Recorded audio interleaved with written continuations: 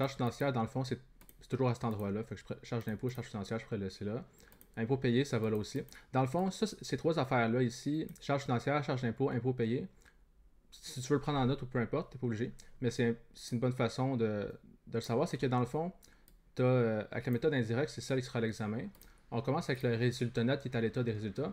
Mais là, dans le P6, la différence avec les autres numéros, c'est que le résultat net à l'état des résultats, il est erroné. Fait que là, au lieu de juste prendre le résultat net qui apparaît à l'état de résultat, il faut le corriger en premier, comme on fait avec les corrections d'erreurs. Fait que le résultat net de l'exercice en question, il est erroné. Puis la façon pour le savoir, c'est en lisant les notes. Fait que là, mettons, je lis les notes. Puis là, ça dit la note 1, un placement en action qui a une valeur comptable de 48 000 au 31 décembre 2004 a été vendu 39 000 en 2005. Puis la perte, ben la différence entre la valeur comptable et le prix que tu reçois. Fait que débit caisse, c'est l'argent que tu reçois, 39 000, le prix de vente. Quand tu supprimes un actif, tu dois créditer son coût qu'il y a au bilan. Fait que mettons un placement, là ils disent que sa valeur comptable c'est 48 000. Fait que là ça veut dire que son coût qui apparaît au bilan c'est 48 000. Puis là quand mettons tu sors de tes livres quelque chose, tu veux le supprimer de ton bilan pour représenter le fait que tu l'as pu. Fait que là c'est le 48 000 à ton bilan. Puis là le jour que tu le vends, le 48 000 qui est à l'actif du placement, tu veux le supprimer. Fait que qu'est-ce que tu fais le jour que tu le vends ce placement-là? Tu vas faire crédit à l'actif.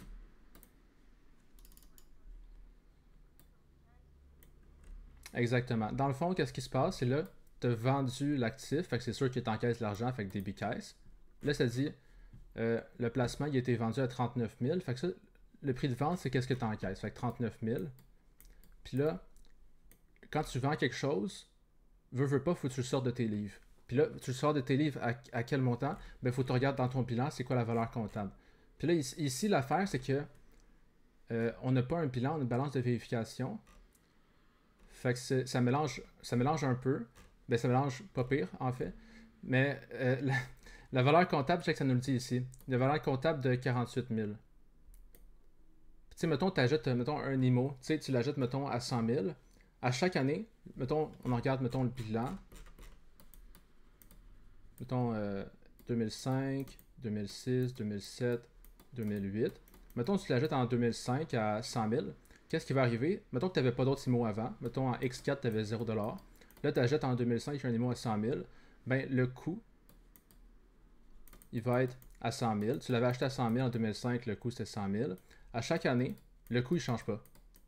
Qu'est-ce qui va changer? C'est l'amortissement cumulé qui est relié à l'IMO.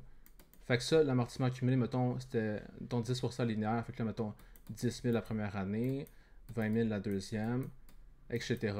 Puis pour un placement, c'est pareil, c'est un actif aussi. Puis dans le fond, les actifs, c'est pas quelque chose. Les actifs évalués à la juste valeur, leur coût va changer à chaque 31 décembre. Mais ceux qui sont évalués au coût, le coût reste pareil, normalement. En 32,40 en tout cas. Fait que qu'est-ce que ça veut dire? C'est que, ouais, je ne veux pas te mélanger, mais ça va aider après pour la compréhension. Parce que dans le fond, ici c'est un placement en action qui a une valeur comptable de 48 000. Si c'est pas marqué que c'est évalué à la juste valeur, il faut que tu assumes que c'est au coût. Parce que le coût, c'est comme. Ouais. Vas-y.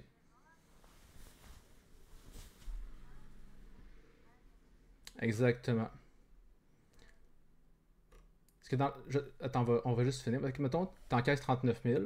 Fait que là, si tu vends le placement, tu le mettrais au débit ou au crédit pour le supprimer. C'est un actif. Exactement. Fait que placement au crédit. Ouais, exactement. Euh, Ça, c'est vrai. Mettons, avec les immobilisations, il y a de l'amortissement cumulé. Mais pour les placements, eux, c'est un peu plus facile parce qu'ils n'ont pas d'amortissement cumulé. Ouais. Fait que quand tu supprimes un ouais. Fait que là, mettons, ça serait l'écriture pour la vente d'un placement. Fait que l'écriture, dans le fond, pour la vente d'un placement, c'est toujours tu débites la caisse, tu crédites la valeur comptable, puis il n'y a jamais d'amortissement cumulé. Fait que là, c'est écrit ici, mettons, 48 000. Puis là, qu'est-ce qui se passe? C'est que quand tu vends un IMO ou un placement, c'est pas toujours le cas, mais parfois, si la valeur comptable est différente du prix de vente, ici, le prix de vente, c'est 39 000 que tu encaisses. Ça, ici, c'est la valeur comptable. Du moment qu'il y a un écart, l'écart entre les deux va soit aller au débit pour égaliser ou au crédit pour égaliser.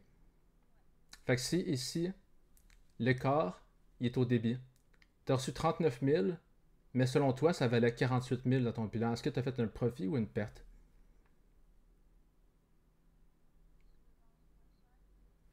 Mhm. Exactement. Fait que quand, mettons, l'écart est au débit comme ici, c'est une perte. Puis si, mettons, c'était 48 000 ta valeur comptable, mais tu l'as vendu 100 000, mettons, ben là, ça serait 100 000 ici, 48 000. Pour égaliser, tu le mettrais au crédit, l'écart, ce serait un profit. Fait que là, où que je veux en venir, dans le fond, c'est que eux, ils ont comptabilisé la perte par erreur au R&D. Fait que eux, qu'est-ce qu'ils ont fait comme écriture? Ils ont fait caisse, placement. Mais ici, au débit, l'écart de 9000, ils ont fait R&D. Et c'est pas ça qu'il fallait faire. Exactement. Au lieu de juste de mettre ça en perte, eux, ils ont mis ça directement dans le compte R&D. Puis R&D, tu touches pas à ça quand tu as des profits ou pertes sur disposition.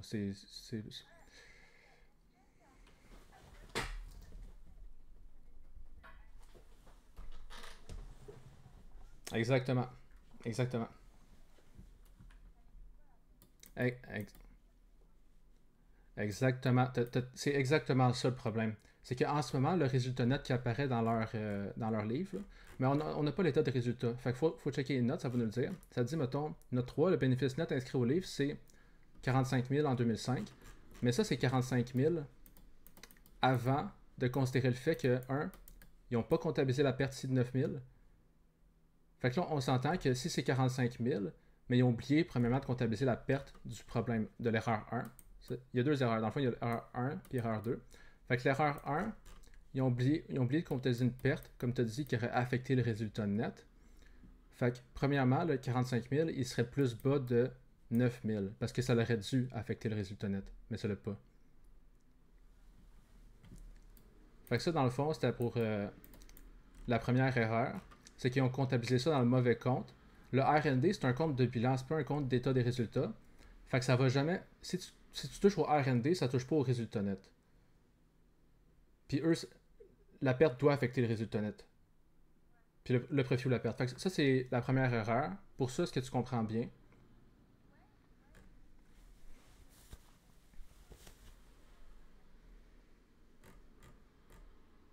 Ouais. Mais en examen, je pense pas qu'il y aura un résultat net à corriger. Mais, ouais. Ouais. Mais c'est bon de le savoir. Ça va t'aider pour les corrections d'erreurs aussi. Ça pratique un peu l'autre thème. Fait que c'est ça. Fait que dans le fond, ici, c'est important de marquer que c'est le résultat net, l'état de résultat. Mais là, si, mettons, dans les notes, ils te font comprendre qu'ils ont mal comptabilisé le résultat net, ben il faut l'ajuster. Mais normalement, c'est pas supposé être à l'examen ça, mais en tout cas, on va le faire quand même. Fait que dans le fond,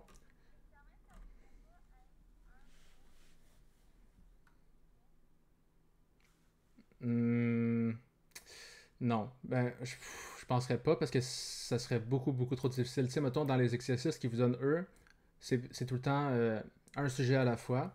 Parce que si, mettons, il y a un étudiant ou une étudiante qui maîtrise pas un thème, mais qui maîtrise très bien les deux autres, ça va faire qu'il va se planter, puis il va avoir une mauvaise note. Même si, mettons, il y aurait eu 100% dans les deux derniers thèmes, puis, mettons, 60 ou 50, peu importe, dans le thème 5, mettons, ben là, ça va tout faire scraper sa note. T'sais. Fait que moi, c'est vraiment un ou deux exercices par thème, je dirais. Puis peut-être des petites questions, juste, mettons, quelques phrases, puis là, un choix de réponse pour voir si tu as compris, mettons. Mais ça, c'est.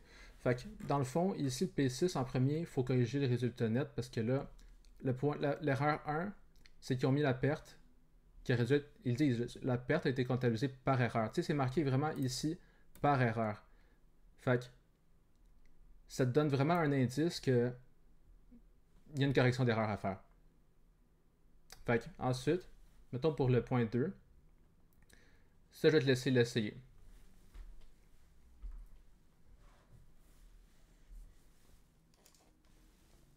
Ouais. Ouais. Fait que là, je vais effacer ça ici. Puis, dans le fond, le truc souvent pour comprendre comment corriger l'erreur, c'est de refaire l'écriture qu'ils ont faite, puis de voir c'est quoi la différence. Fait que là, mettons que je te dirais des IMO qui ont coûté 50 000, ça veut dire, comme j'ai montré tantôt comme exemple, si mettons tu l'as acheté 50 000, à chaque année, le coût reste 50 000.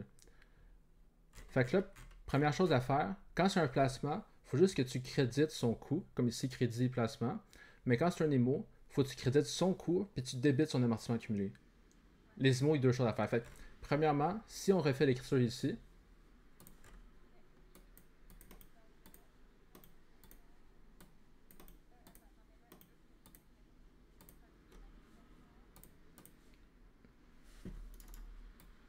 ouais,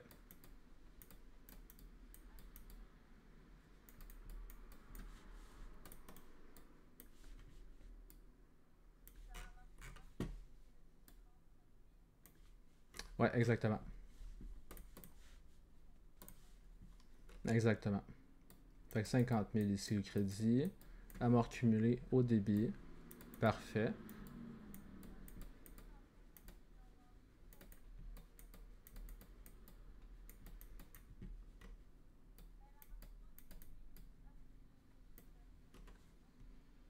Ouais, vu que c'est un compte qui augmente au crédit, ça, on l'élimine au débit.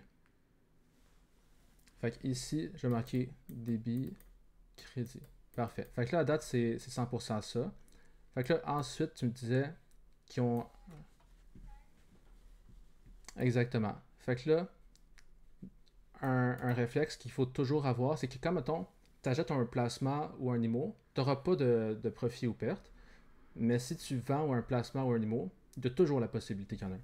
Pas toujours. Il y aura pas nécessairement, mais il y a toujours la possibilité. Fait que caisse 8000, c'est exactement ça. Fait que là, il faut toujours vérifier, une fois qu'on sait c'est quoi qu'on a supprimé du coup, puis la mort cumulée, puis après ça, combien qu'on encaisse, est-ce qu'on a plus de crédit au débit pour savoir, ben si c'est égal les débits et les crédits, pas de problème, il n'y a pas de profit-perte.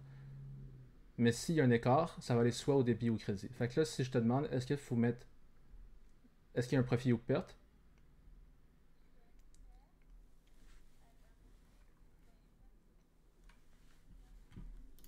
Ouais, exactement.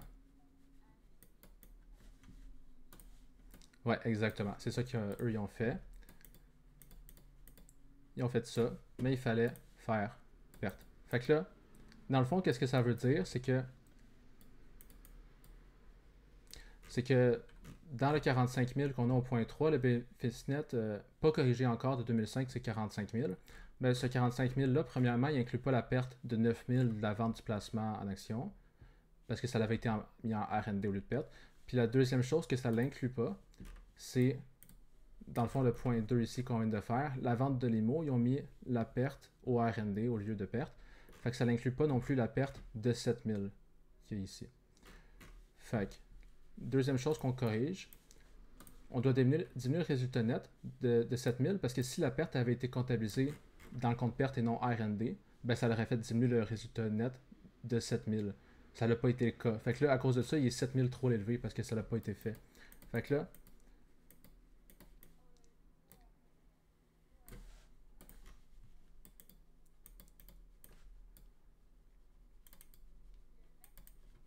oui, exactement. Fait que ça, je suis pas certain que ça va être à l'examen, mais ça reste que c'est, premièrement, c'est une bonne façon de maîtriser les écritures, de savoir comment.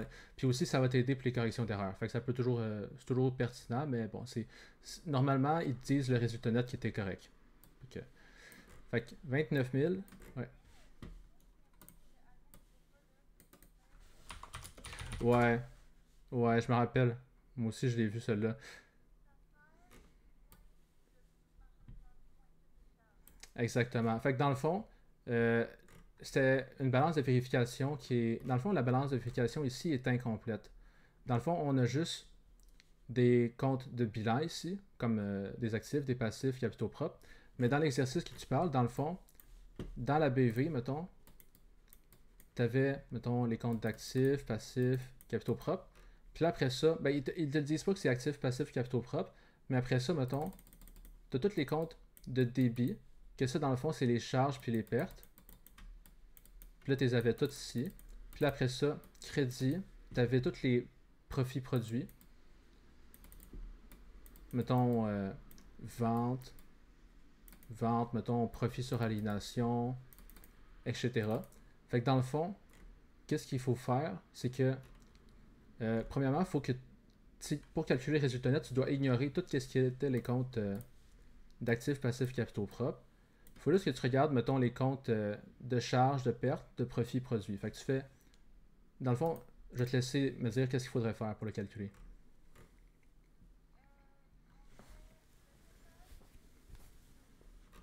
Ouais, exactement. C'est ça. Fait que eux, dans le fond, ils te font faire le travail toi-même. C'est... Encore une fois, c'est pas certain que c'est l'examen, mais ça l'aide pour la compréhension. Tu sais, c'est juste de savoir comment le calculer. Fait que, ouais. Puis, ouais. Ouais, dans le fond, ici, c'est la balance de vérification, il est différent de l'autre parce que ils ne disent pas, tu sais, comme dans les débits ici, ils nous donnent les comptes d'actifs, mais pas les comptes de charges et pertes. Puis dans les crédits, ils ne donnent pas les comptes de produits puis de profits, juste les passifs et les capitaux propres. Fait que là, ici, on regarde la BV ici, puis là, on se dit, je peux pas calculer les résultats nets, ça me dit juste des comptes de bilan.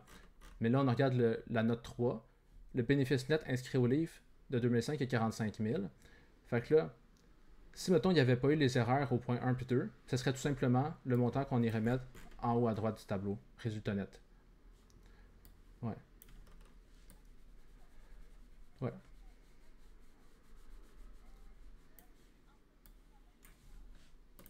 ouais. Amortissement. Exactement. Puis si je te demande pourquoi qu'on le mettrait au plus, ce serait quoi la logique? Je- C'est bon de le savoir par cœur, mais mettons la logique, ce serait quoi?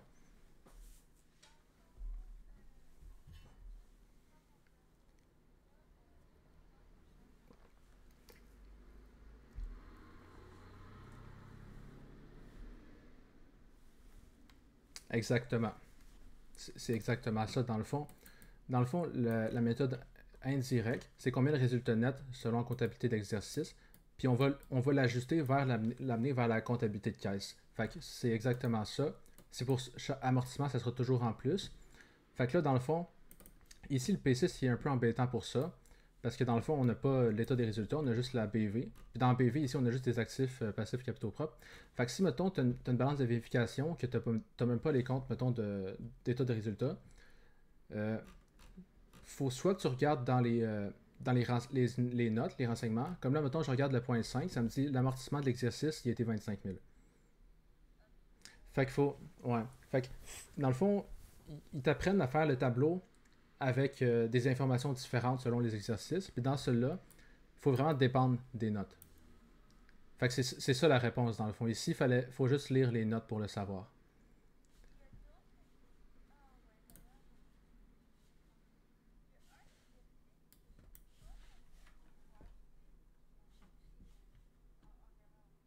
Ouais.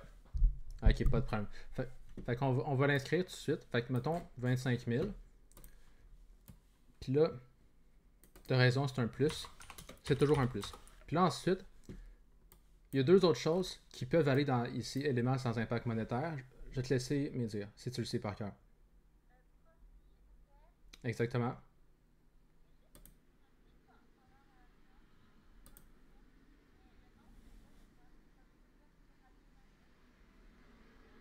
Ouais, mais il y a plusieurs types de profit-perte.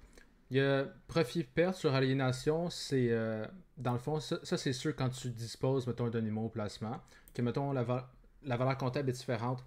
Dans le fond, la valeur comptable est plus élevée que l'argent que tu reçois. Fait que ça serait une perte sur aliénation. Ou le contraire, si mettons tu reçois 100 000 puis tu avais 50 000 de valeur comptable, là tu vas faire un profit sur aliénation. Fait que sur aliénation, dans le fond, c'est pour dire sur disposition, sur vente. Ouais, ouais. Mais si jamais tu t'en souviens pas en examen, si tu écris juste profit ou perte, c'est valide aussi. Mais si tu t'en rappelles, c'est toujours mieux, mais c'est ça, ça va être valide quand même. Fait que dans le fond, ta réponse est bonne.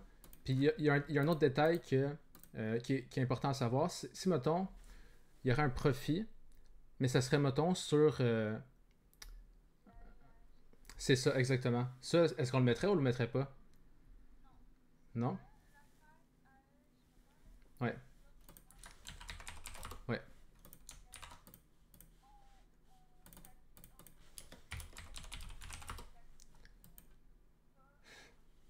exactement. Exactement. Fait que, mettons, pour la section investissement, si achat ou vente, IMO ou placement qui sont évalués AERG. Dans ce cas-là, oui, il faut mettre l'argent encaissé ou décaissé. Mais, mettons, pour les profits puis pertes qui sont tirés AERG, eux, dans le fond, ils n'ont pas d'impact sur le résultat net, ils ont un impact sur le résultat global. Fait que ça, dans le fond, c'est exactement ça. Fait que dans le fond, ici, c'est vraiment les amortissements puis les profits-pertes qui sont sur le résultat net. Fait que là, on a mis l'amortissement, fait qu'il y aurait juste à vérifier est-ce qu'il y a eu des profits ou des pertes sur aliénation durant l'exercice qui sont pas AERG. Fait que, ouais, ouais, exactement. Puis ça, c'est un bon réflexe que tu as eu de t'en rappeler. Puis aussi, mettons, si ici on a une BV qui est incomplète, fait que c'est embêtant un peu, mais mettons, sinon, qu'est-ce que tu préfères si, mettons, tu aurais une balance de vérification qui est complète, comme l'exercice qu'il fallait calculer le résultat net, ben, tu regardes les crédits puis les débits, puis là, mettons, tu vas voir perte, profit, tout ça, ben, il donne les réponses dans ce cas-là. Ou tu peux voir, ça serait dans la BV complète, ou sinon, tu vas voir l'état des résultats, tu sais, mettons, si je regarde le P2 ici, on a l'état des résultats ici. Fait que là, tu pourrais voir, mettons, coût des ventes, amortissement. Ah, amortissement, ça serait 29 835. Fait que tu mettrais ici dans. Ça, c'est la méthode directe, excuse-moi. Indirect. Fait que je retourne ici. Fait que là, dans un cas qu'on aurait l'état de résultat, là, tu peux voir l'amortissement ici, 29 835 au résultat. Fait que là, tu pourrais le mettre tout de suite ici, amortissement dans éléments sans effet monétaire, 29 000 en plus. Puis après ça, tu regardes plus bas dans ton état de résultat. Puis s'il y a eu des profits-pertes, ils vont te mentionner. Comme là ici, profit sur aliénation, profit sur aliénation. Fait que là, quand tu as l'état des résultats, il te donne les réponses. Mais dans le P6, il est un peu plus difficile. Faut comme les calculer nous-mêmes. Mais c'est ça. Pas de problème.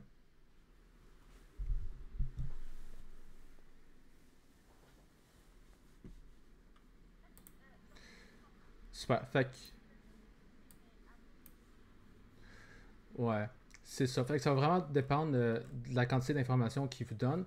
Moi, je pense euh, assez fortement que qu'est-ce qu'ils vont vous donner à l'examen, ça va être comme le P2. Mettons, tu as un bilan ici, tu as le résultat net, puis tu as des notes, autres enseignements.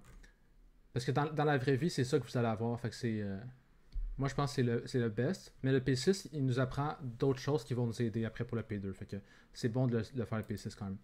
Fait que là, tu avais raison. Le P... Ah, le P2? Ouais. Ben, ouais. Ok, on checkera après si tu veux le faire, mais c'est le plus difficile.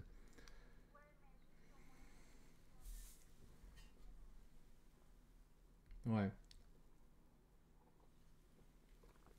Parfait. Fait que, ouais, t'avais raison. Fait que dans le fond, ici, pour savoir les profits-pertes, ben, le point 1 puis 2, ça nous le dit, mais on a fait l'écriture, puis ça nous a dit c'est quoi le montant de la perte pour chacun d'eux. Fait que c'était 7000 puis 9000. On va les faire un à la fois. Fait que là, mettons, ici, caisse, amort cumulé, crédit IMO, ce serait une perte sur aliénation d'IMO. Parfait. Fait que 7000$. Fait que là, 7000$ de perte, est-ce que tu mettrais en plus ou en moins? Exactement.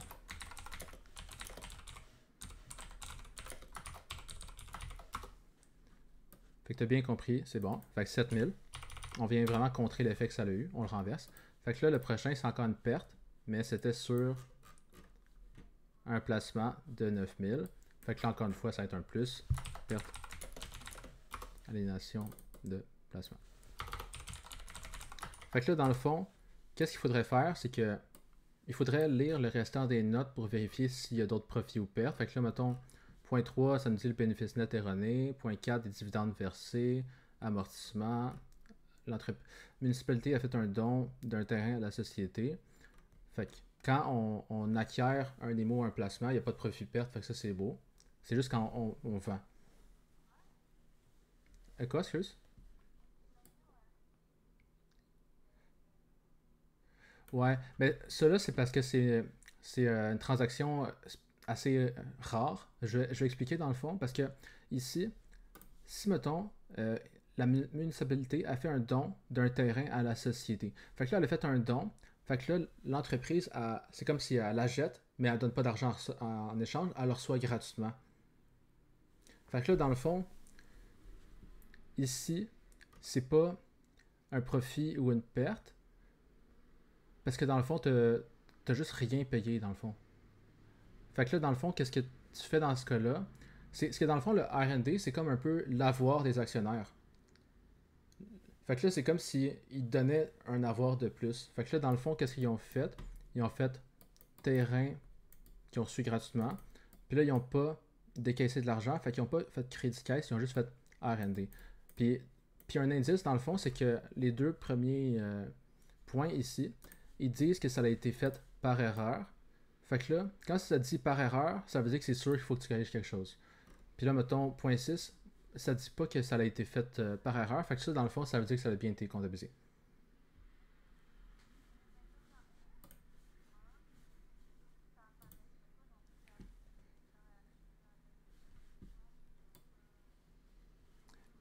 Exactement. C'est exactement ça le but de ce point-là. C'est pour vous piéger un peu. Parce que, tu sais, même si tu acquiers un IMO, le tableau des flux, c'est vraiment l'argent que tu as reçu ou décaissé. Fait que si tu reçois des IMO gratuitement, ou même si, mettons, tu as un IMO, mais tu le donnes gratuitement à quelqu'un, tu n'as pas reçu d'argent ou tu n'as pas décaissé d'argent. Tu sais, c'est vraiment ça. Mais tu as raison, ça va pas apparaître le 31 000 de l'IMO. Ouais. Fait que là, ouais. Fait que là, mettons, on lit le restant des points pour juste voir s'il y a des profits-pertes. Puis en même temps, ça va nous aider pour le restant. Fait que là, point 7, les placements courants en obligations sont facilement réalisables pour un montant connu. Ils sont disponibles pour faire face aux engagements de trésorerie à court terme. Fait que là, dans le fond, ici, ils disent la définition d'un équivalent de trésorerie. C'est un actif de court terme que tu peux le réalisable facilement. Ça veut dire que tu pourrais le revendre d'un matin si tu veux. T'sais, des placements courants en obligation, ça veut dire, mettons, l'entreprise a les placements à la bourse. D'un matin, elle manque d'argent ou peu importe, elle les vend, puis 2 minutes plus tard, elle a reçu tout l'argent. Fait qu'elle peut les vendre super facilement pour répondre aux engagements de trésorerie à court terme. Fait que là, ici, c'est important de savoir que c'est un équivalent parce que normalement, moi, qu'est-ce que j'aime faire, c'est quand, mettons, je commence mon tableau en examen, je fais les deux dernières lignes en premier. Fait que là, il ne veut pas changer. Okay. On fait les deux dernières lignes. Fait que là, dans le fond, qu'est-ce qu'il faut faire? C'est que la deuxième ligne, c'est l'argent caisse plus équivalent que tu avais au début de l'exercice. Puis là, tu sais que les équivalents, c'est les placements courants en obligation. Fait que là, dans le fond, l'argent que tu vas avoir au début de l'exercice pour ta réponse. Fait que là, tu regardes, mettons, dans les débits, ou si tu es dans ton bilan, ça va être actif court terme tout en haut. Puis un truc, c'est que souvent, la première ligne, c'est la trésorerie. Puis la deuxième ligne, c'est les équivalents, souvent. Ou presque toujours. Fait que là, ici, ils disent placement courant. Ça, je trouve que c'est pas super parce qu'il aurait dû marquer placement courant en obligation. Ça manque de précision parce que c'est vraiment ça, placement courant en obligation. Mais en tout cas, on va faire semblant qu'on n'a pas vu. Placement courant en obligation, c'est un équivalent de trésorerie. Fait que là, quand, mettons, moi, qu'est-ce que je ferai en examen? Tu peux mettre ton résultat net, puis après, tu t'en vas en bas, tu lis tes notes, puis tu dis c'est quoi les équivalents plus. La trésorerie, c'est toujours la caisse. Fait que là, c'est quoi tes équivalents? Faut que tu regardes les notes. Ça se peut qu'il n'y en ait pas, mais s'il y en a, fait que là, au début de l'exercice, si mettons, je te dirais, ce serait quoi les équivalents plus la trésorerie au début de 2005? Le calcul, c'est ça. Ouais, exactement. Fait que 34 000. Puis dans le fond, c'est le même principe après ça pour la dernière ligne. C'est l'argent que tu as plus les équivalents à la fin de l'exercice qu'on fait que 2005. Ouais, 37 500. Fait que moi, je te dirais en examen, les deux dernières lignes, c'est soit la première ou deuxième chose que tu fais. La première chose que tu peux faire, c'est mettre le résultat net. Puis ensuite, tu mets les deux dernières lignes. Puis après, tu peux continuer avec ton tableau. Moi, c'est comme ça que je le ferais. Mais ça ne change pas grand-chose, mais je le ferais comme ça. Moi, c'est comme ça que je le ferais. Fait que là, on a fait ça ici. Ça, c'est 9000. Parfait. Fait que là, on a fait les éléments sans impact monétaire. Puis là, on a lu toutes les notes. L'entreprise présente ses intérêts payés et ses dividendes versés dans la section activité de financement. Fait que ça, dans le fond, ouais, ça, je l'ai dit quand même souvent, mais dans le fond, l'entreprise a toujours le choix de les placer dans l'exploitation ou au financement. La trésorerie est composée des fonds en caisse et des dépôts à vue, tous comptabilisés au compte caisse. Ça, dans le fond, le point 9, ça veut absolument rien dire. Ça veut juste dire que la trésorerie, c'est le compte caisse. Puis le point 7, ça veut dire que les équivalents, c'est ici placement courant. Ça, le point 9, c'est un peu logique, là, mais en tout cas. Puis le point 10, ça dit la charge d'intérêt est égale au montant déboursé à ce titre est de 10 000. Ça, quand, tu sais, mettons, un truc que je t'avais donné, c'est que la charge d'intérêt, ça va toujours, mettons, ici, charge d'impôt puis impôt payé. Moi, mettons que tu commences en examen, tu pourrais tout de suite marquer charge financière, charge d'impôt, impôt payé, mettons. Mais parfois, il n'y en a pas dans l'énoncé. Mais sauf que s'il y en a, c'est là que tu vas les placer.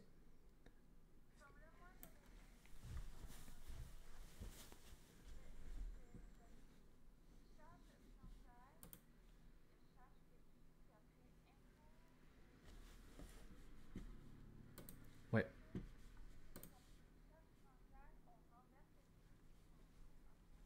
Ouais. Ouais, c'est exactement ça, ouais. C'est ça, exactement. Parce que c'est comme si on compare la charge à ce qui est payé, autant pour les intérêts que pour l'impôt. Fait que, dans le fond, pour les charges, c'est le même principe que pour l'amortissement, on fait un plus. Puis, puis pour le montant réellement payé, on va faire un moins. Puis là, dans le fond, ici, normalement, on aurait charge financière en dessous intérêt payé. Sauf que l'entreprise, des fois, elle décide de les mettre en activité de financement. Fait qu'on les voit ici, intérêt payé, dividende versé. C'est ça qu'elle a décidé. Fait que, aussi, mettons, quand tu. Ouais, vas-y.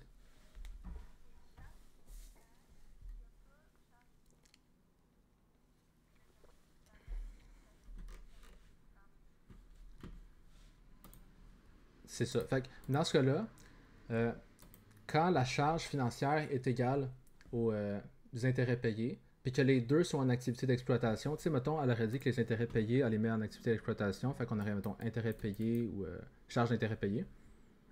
S'ils sont égales, mettons, ici, ça serait 10 000, 10 000. Dans ce cas-là, tu n'es même pas obligé de les mettre dans le tableau. Tu pourrais juste mettre une note à la fin, mais c'est mieux de rendu là, c'est juste mieux de mettre dans le tableau. Fait que là, dans le fond, je vais relire la question, la note, juste. Fait que là, si je te dis la charge d'intérêt financier est égale au montant déboursé en intérêt, puis c'est de 10 000 les deux. Fait que là, tu as deux choses à mettre dans le tableau. Fait que là, tu ferais quoi?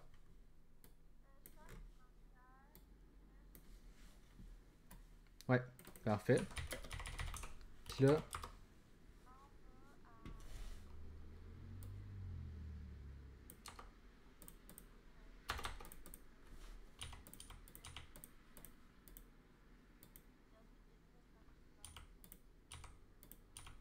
non, t'as raison, c'est vraiment ça, 10 000.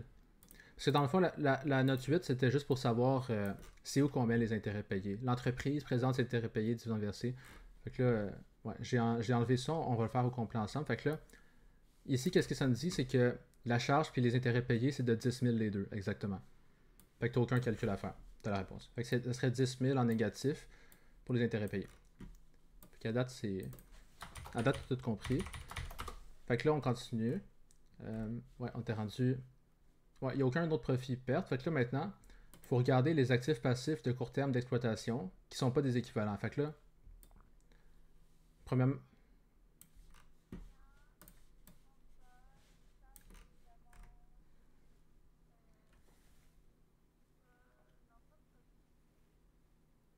Hmm, attends, produit différé? Je pense que oui, mais c'est vraiment rare. Produit différé. Oui, produit différé, je pense que oui. Produit différé, il me semble que oui, je l'avais marqué dans mes notes. C'est très très rare, là, mais il me semble que. Ouais, produit différé, ça peut être là. Ouais.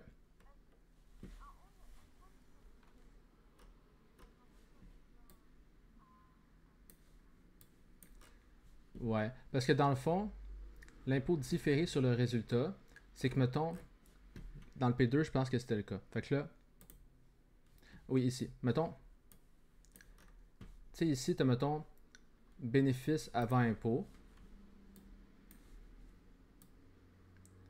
Puis après ça, tu as impôt exigible, ça c'est la charge d'impôt. Charge d'impôt, c'est qu'est-ce qu'on met comme ici, dans l'ajustement 1. Dans le troisième ajustement, on met la charge d'impôt, impôt payé. La charge d'impôt, on la met en plus pour la renverser. Puis là, parfois, dans certains exercices, c'est peut-être pas le cas à l'examen, c'est juste que le P2 est vraiment complet, tu as impôt différé. Puis ça, impôt différé, c'est quoi? C'est, mettons, un avantage fiscal ou un désavantage fiscal qui provient du passé, qui va modifier ton résultat net sans causer un encaissement ou un décaissement. Fait que c'est, dans le fond, ça a modifié ton résultat net sans causer un encaissement ou décaissement. C'est. Ouais.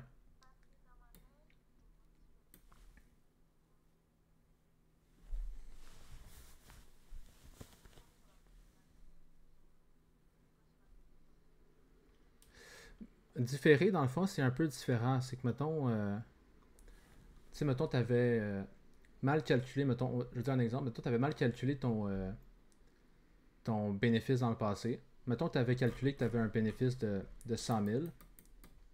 Puis là, mettons, on va dire que finalement, il y a un avis de recotisation. Puis là, finalement, le résultat que t'aurais dû avoir cette année-là, c'était pas 100 000, mais 90 000. Ben, ça veut dire que cette année-là, tu as payé trop d'impôts. Fait que là, qu'est-ce qu'ils font, eux? Ils disent, OK, tu as payé trop d'impôts. Fait qu'on va te donner un actif d'impôt différé. Mettons, à ta prochaine déclaration, tu pourras faire diminuer ton résultat. Fait que c'est juste un. C'est pas, mettons, l'impôt à payer. C'est juste, mettons, un ajustement qui provient du passé qui va être, mettons, un avantage. Fait que là, dans le fond, la seule chose à retenir, c'est que si, mettons, à l'examen, tu as un état de résultat, tu as impôt exigible, ça, c'est la charge d'impôt qu'on met, mettons, de charge financière, intérêt payé, puis là, impôt sur le résultat exigible, ça, c'est la charge d'impôt. Là, on la met en plus. Puis si, mettons, tu as de l'impôt différé, ça, c'est dans la section éléments sans impact monétaire. Tu vois, mettons, 3060 à l'état de résultat, ben tu le mets en plus. C'est tout ce que tu dois faire. Ouais. Mais ça, c'est ce que le P2, il est vraiment complet. D'après moi, c'est pas l'examen, mais en tout cas, je pas. Je sais, on le sait jamais. Fait qu'on retourne au P6, puis là. Ok. Fait que là, on était rendu. On a fait charge financière, ça. Ah oui, là, c'était maintenant les actifs passifs de court terme. Fait que là, tu me dis client, les stocks. Fait que là, on a ici client. Mettons placement courant.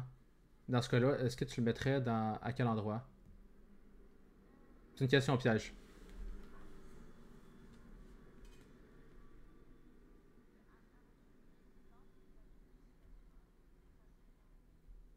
Exactement.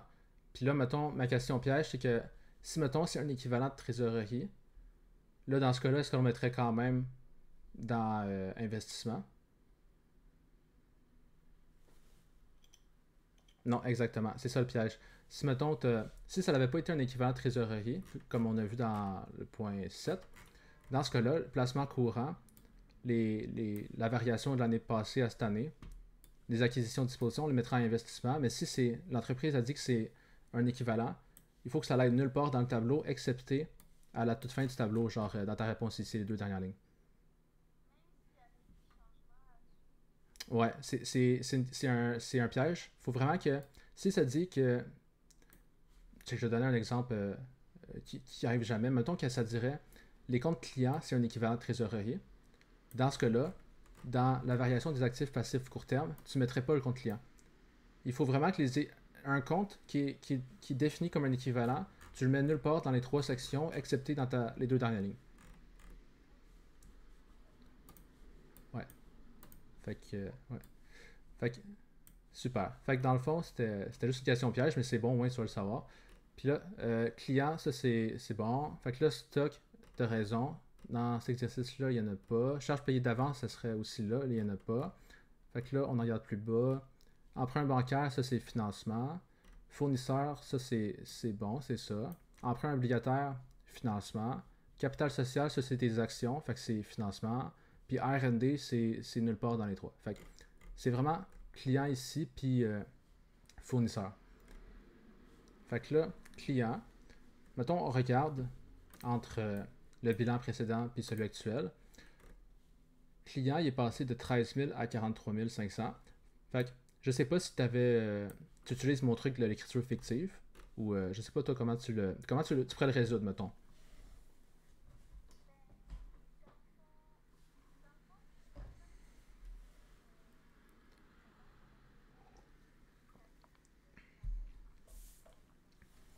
Ouais, c'est un très bon signe, ouais. Un très bon truc, juste. Ouais.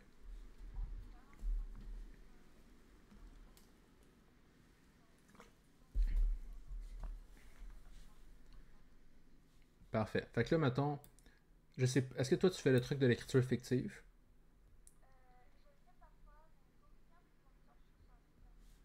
Parfait. Fait que si, mettons, parfait. Fait que dans le fond, l'écart de 30 500, est-ce que tu le mettrais en plus ou en moins?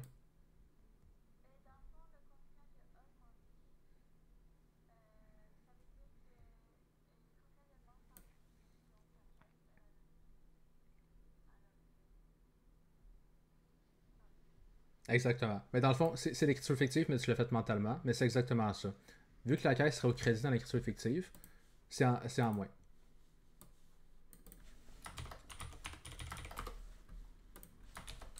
Parfait. Fait que pour le prochain, je te laisse faire à 100%. Fournisseur, je te laisse le faire. Ouais.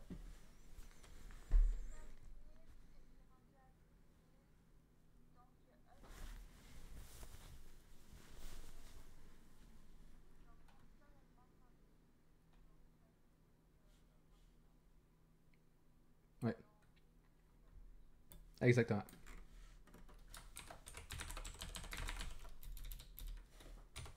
Parfait. Fait qu'on a fini la deuxième section parce que là, si on regarde ici, dans la balance de vérification, on n'a pas d'autres comptes d'exploitation. C'est vraiment ceux-là. Fait que là, pour la prochaine section, on va regarder. Ouais, ici, excuse-moi. Prochaine section ici, ouais. Fait que là, charge financière, ça va toujours à cet endroit-là. Puis là, on a marqué le montant, c'est marqué en note, à la note 10. Fait que là, maintenant, charge d'impôt puis impôt payé. Ça, je l'ai marqué quand même, mais c'est parce que des fois, c'est pas mentionné. Tu sais, dans l'exercice qui est là, dans balance de vérification, on n'a pas l'information. Puis dans les autres renseignements, ça parle pas de ça non plus. Mais normalement, pour savoir la charge d'impôt puis impôt payé, mettons, on remet le P2 qu'on a regardé il y a pas longtemps. Fait que là, mettons, quand tu as un état de résultat, pour savoir la charge d'impôt, tu vas voir l'état de résultat ici. En bas du bénéfice avant impôt, tu as impôt exigible. Ça, c'est la charge d'impôt. Fait que ça serait 4590 que tu mettrais dans charge d'impôt. Puis pour impôt payé, c'est un peu plus de travail, mais là, je ne vais pas le faire. Je vais pas le faire comme ça, sinon ça ne sert à rien, je pense. Ouais, c'est ça. Tu retraces, mettons, avec la différence de l'impôt à payer au passif à court terme. Puis là, tu fais la différence. Qu'est-ce que ça serait si rien avait été payé? Ça veut dire l'impôt à payer de l'exercice précédent plus l'impôt exigible de l'exercice à l'état de résultat. L'ancien solde bilan plus la charge d'impôt état de résultat. Tu regardes le total. Puis tu compares ce total-là à l'impôt à payer actuel du bilan. Si l'impôt à payer actuel du bilan est plus bas, ça veut dire que la différence a été payée. Ok, parfait. Fait que dans le fond, ici, dans le P6, il n'y avait pas charge d'impôt, impôt payé. Fait que, ouais, juste zéro. Oups, ça. Parfait. Fait que là, on a terminé l'exploitation. Fait que ça serait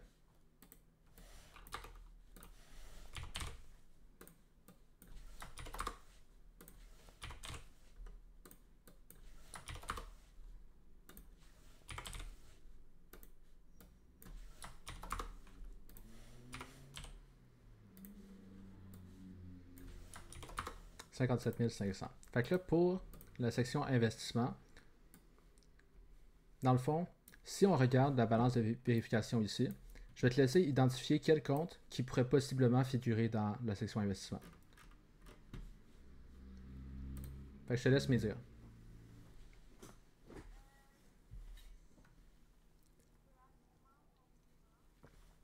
Exactement. Ouais, exactement. Fait que là, qu'est-ce qu'on doit faire? C'est que pour chacun des deux, on doit dire les acquisitions puis les dispositions, en deux lignes différentes pour chaque compte. S'il y a des dispositions plus acquisitions pour chacun. Fait que là, on peut regarder la variation, mais il faut regarder également les notes. Juste regarder la variation, ça serait pas assez. Fait que ici, ben, dans le fond, les points 1 puis 2, on a déjà un peu les réponses. Fait que je vais te laisser analyser puis me dire qu'est-ce que tu en penses. Point 1 puis 2, qu'est-ce qu'il pourrait nous dire à ce niveau-là?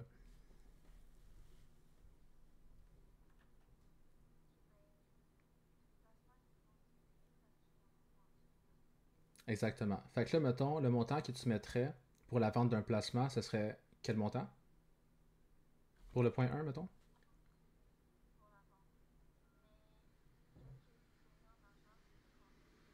Exactement. Fait que 39 000, l'encaissement, est-ce que ce serait un plus ou un moins? Exactement.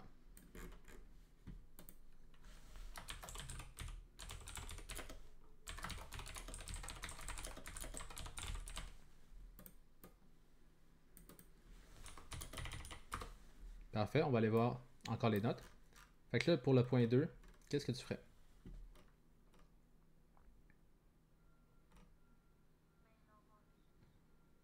Ouais. Fait que ça serait un plus ou un moins? Exactement.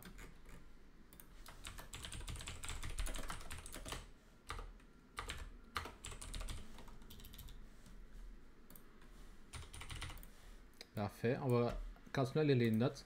Ça va nous aider pour la suite. C'est toujours important.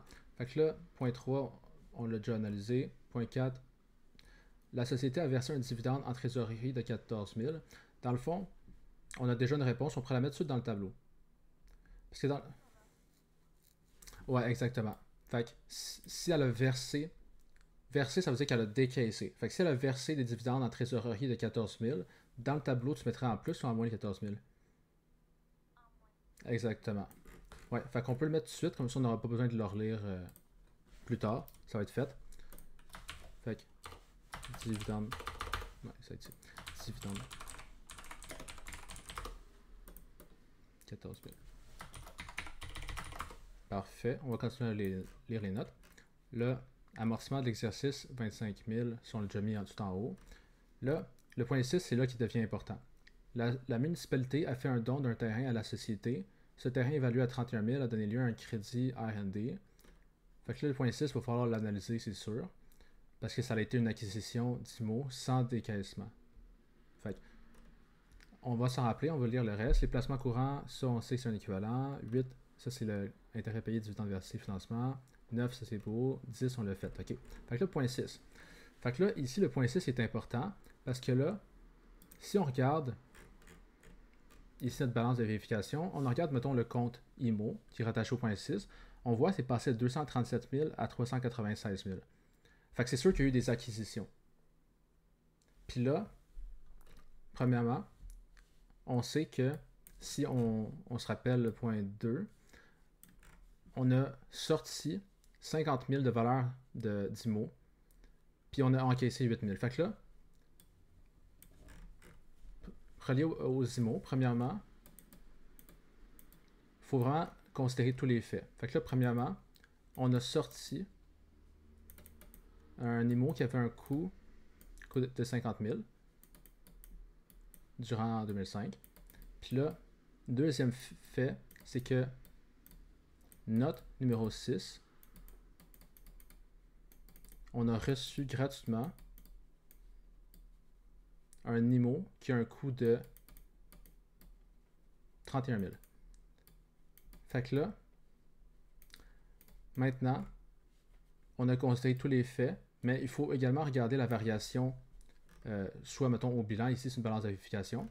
Puis là, on voit que c'est passé de 237 000 à 396 000. Fait que ça veut dire que oui, on a reçu un IMO qui a un coût de 31 000, mais on a sorti un IMO qui avait un coût de 50 000. Fait que si, mettons, il y avait juste eu ces deux transactions-là dans l'exercice, ben, la variation entre l'ancien solde de 237 000 vers le nouveau, ce serait 237 000 moins 50 000 plus 31 000. Fait que le solde actuel ne serait pas 396 000, il serait encore plus bas que celui de 237 000.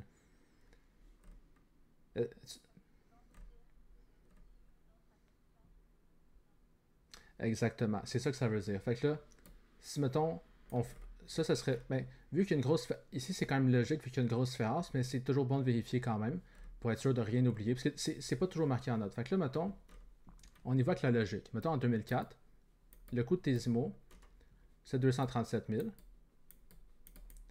Puis là, on sait qu'on a sorti un IMO qui avait un coût de 50 000. Fait que durant 2005, qu'est-ce qui s'est passé? Ce serait moins 50 000. Puis aussi, durant 2005, on a reçu gratuitement un IMO qui avait un coût de 31 000. Puis ça, on va juste marquer que c'était pas monétaire, mais ça a un impact sur le coût pareil. C'était pas monétaire le décaissement, mais ça a un impact sur le coût pareil. Fait que là, mettons, qu'est-ce que ça veut dire? C'est que, mettons, au 31 décembre 2005, s'il y avait juste eu ces deux transactions-là durant l'exercice, le coût serait de l'ancien, 237 000, moins 50 000 la disposition d'un IMO, son coût au bilan, plus l'acquisition gratuite d'un nouvel IMO qui avait un coût de 31 000.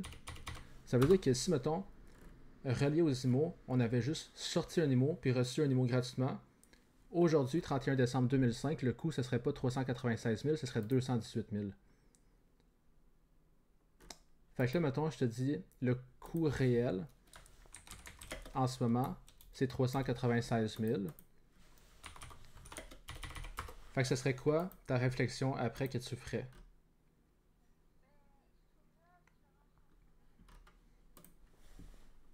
Ouais.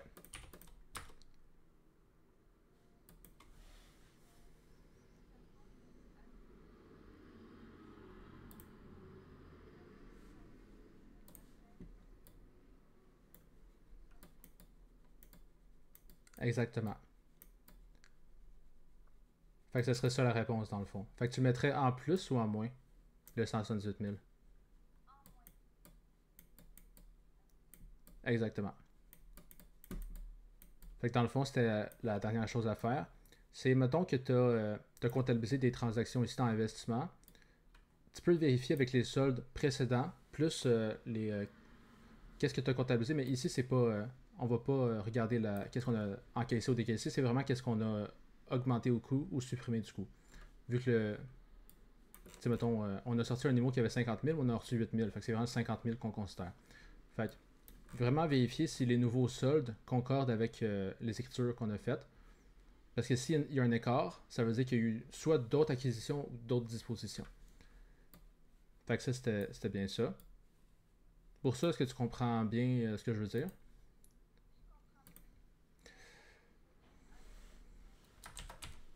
Exactement.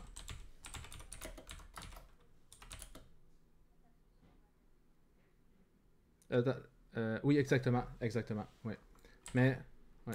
Fait que dans le fond, ici, disposition d'un IMO, le 8000 ici, c'est qu'est-ce qui a été, mettons, encaissé. Mais, comme concernant le compte IMO, lui, il varie pas selon qu'est-ce que tu encaisses ou décaisses, il varie selon qu'est-ce que tu débites ou crédites. Tu sais, fait que là, mettons, dans l'écriture qu'on a vendu l'IMO, on avait fait débit caisse, 8000, mais crédit coût, 50 000. Fait qu'ici, c'est le 50 000 qui a fait diminuer le solde du compte IMO au bilan, aux balances de vérification, puis pas le 8 000. Fait que c'est vraiment de. C'est ça. Fait que le 8 000, ça c'est qu'est-ce qui est caisse. On avait fait 50 000 au crédit coût.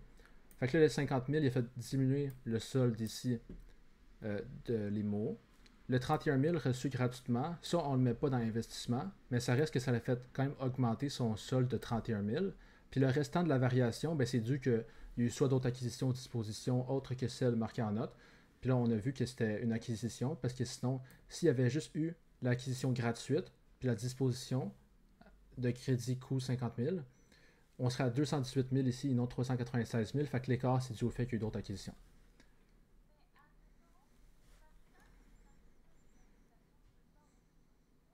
Exactement. Ouais.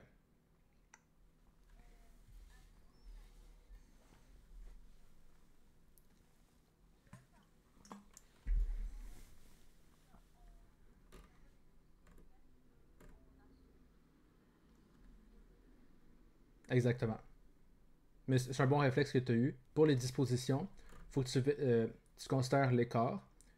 Puis là, après ça, il faut que tu vérifies s'il y a un profit ou une perte sur aliénation, sur disposition. Puis là, après ça, qu'est-ce que tu ferais, mettons? Mettons que l'écart, ce serait 396 000, puis que le réel, c'était 218 000. Ben, ce serait le contraire. Ce serait, mettons, une diminution de 178 000. Fait que là, mettons, qu'est-ce qu'on ferait?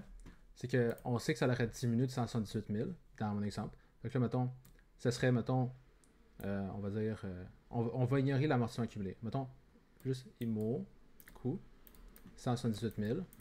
Puis là, mettons, dans les notes, tu serais l'amortissement accumulé rattaché, on va dire 70%, fait que 70% ici au débit amortissement accumulé. Puis là, ça voudrait pas dire, mais ce que tu as dit, c'était exactement ça, mais juste conclure. Fait que dans le fond, nous, on recherche ce qui a été encaissé, mais sur les dispositions, il y a toujours une possibilité de profit ou perte. Fait que là, on irait voir soit dans les notes ou état de résultat. Puis s'il n'y a aucune mention, autant en notes et état de résultat qui pourrait nous dire qu'est-ce qui a été comptabilisé en profit-perte, ben, le montant encaissé, ça serait tout simplement le coût moins l'amortissement accumulé ici. Mais tu as bien compris, c'est ça. Ouais.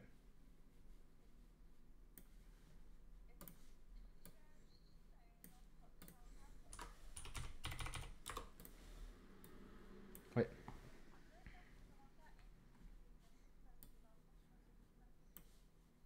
Ouais.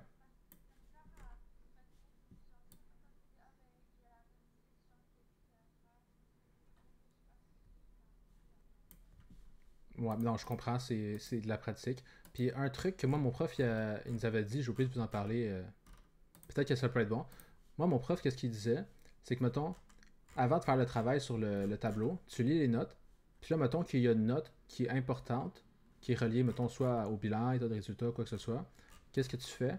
Mettons, ici, juste un exemple. Mettons, la note 7, ça dit que les placements courants, c'est. Là, il donne la définition d'un équivalent. Fait qu'on pourrait le 7, marquer, mettons, ici, 7. Comme ça, tu te rappelles, t'as pas besoin de le relire deux fois, tu sais, ah oui, c'est vrai, la note 7 est reliée à ça. Fait que là, mettons, ouais. Puis là, mettons, ici, la note 1, c'est relié, mettons, à la vente d'un placement. La note 2 ici. Là, on va faire semblant qu'il n'y avait pas d'erreur. Juste, mettons, il dit c'est quoi le prix de vente, tout ça. Tu pourrais soit marquer, mettons, à côté d'investissement 1, 2. Comme ça, tu te rappelles qu'il faut que tu les mettes. Tu n'es pas obligé de les écrire tout de suite. Tu pourrais les écrire tout de suite si tu veux. Mais tu peux juste. Lui, il disait.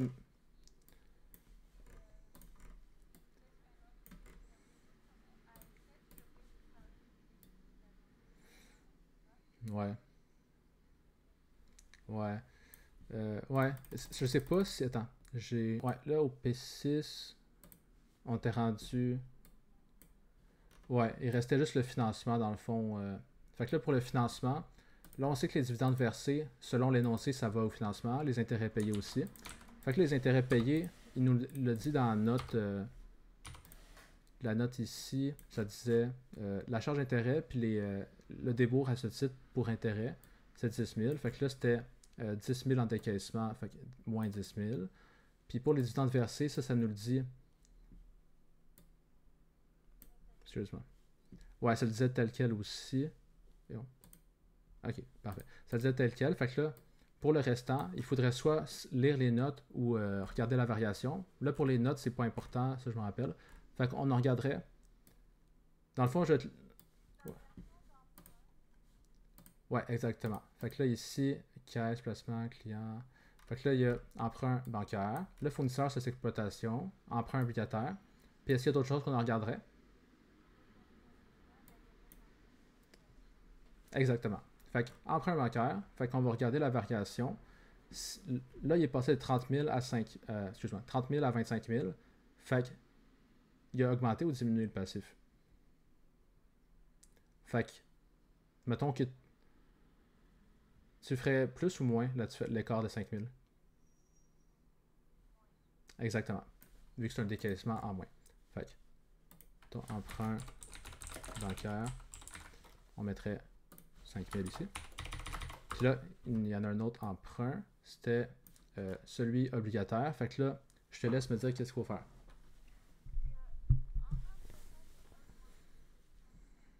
Ouais,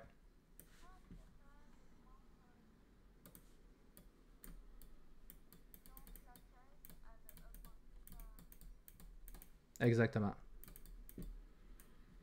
Exactement. Fait qu'on a terminé pour celui-là. Fait que je vais pas faire les calculs, ça va servir à rien. Mais dans le fond, c'était vraiment ça le P6. Fait que pour le prochain, ouais.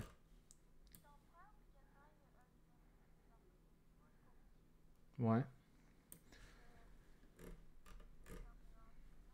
Ok. Laisse-moi dire le prochain, je vais faire celui que tu veux. Ça peut être celui sur mon dos aussi, ça me dérange pas. Ah, ok, ouais. Ouais.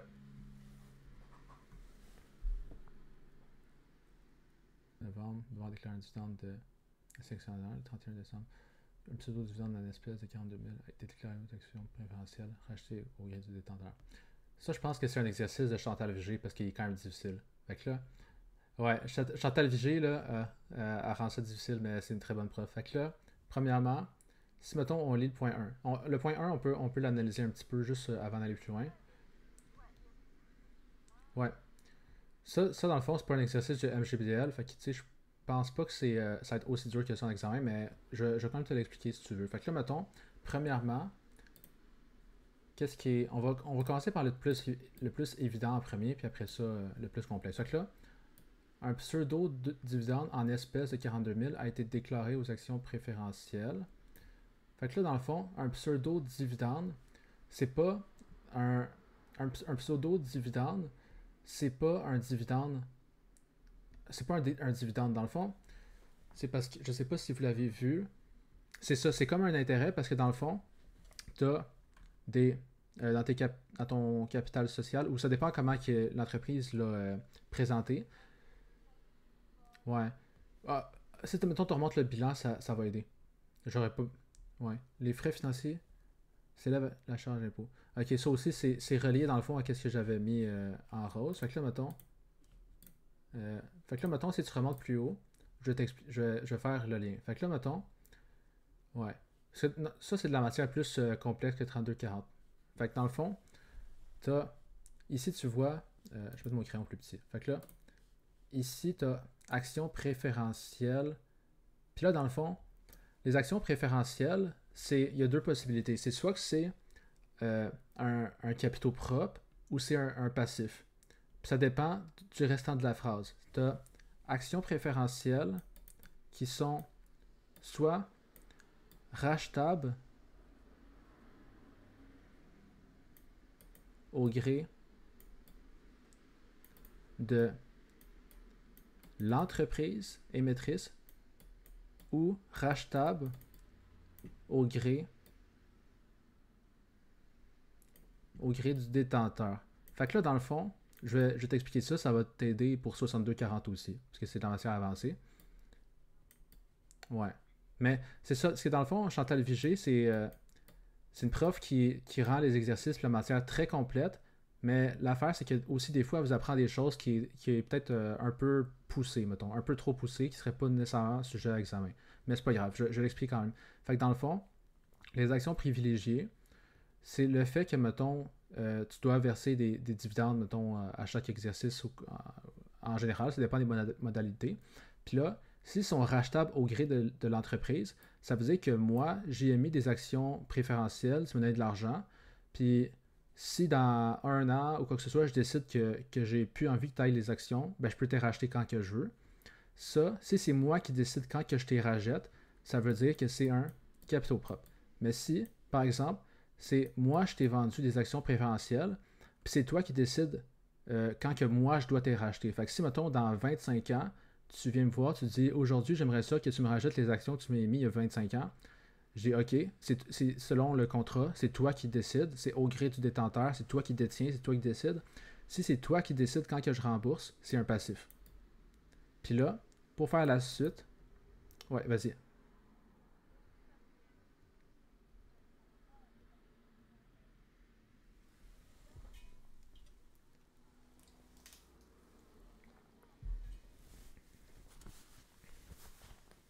Ouais,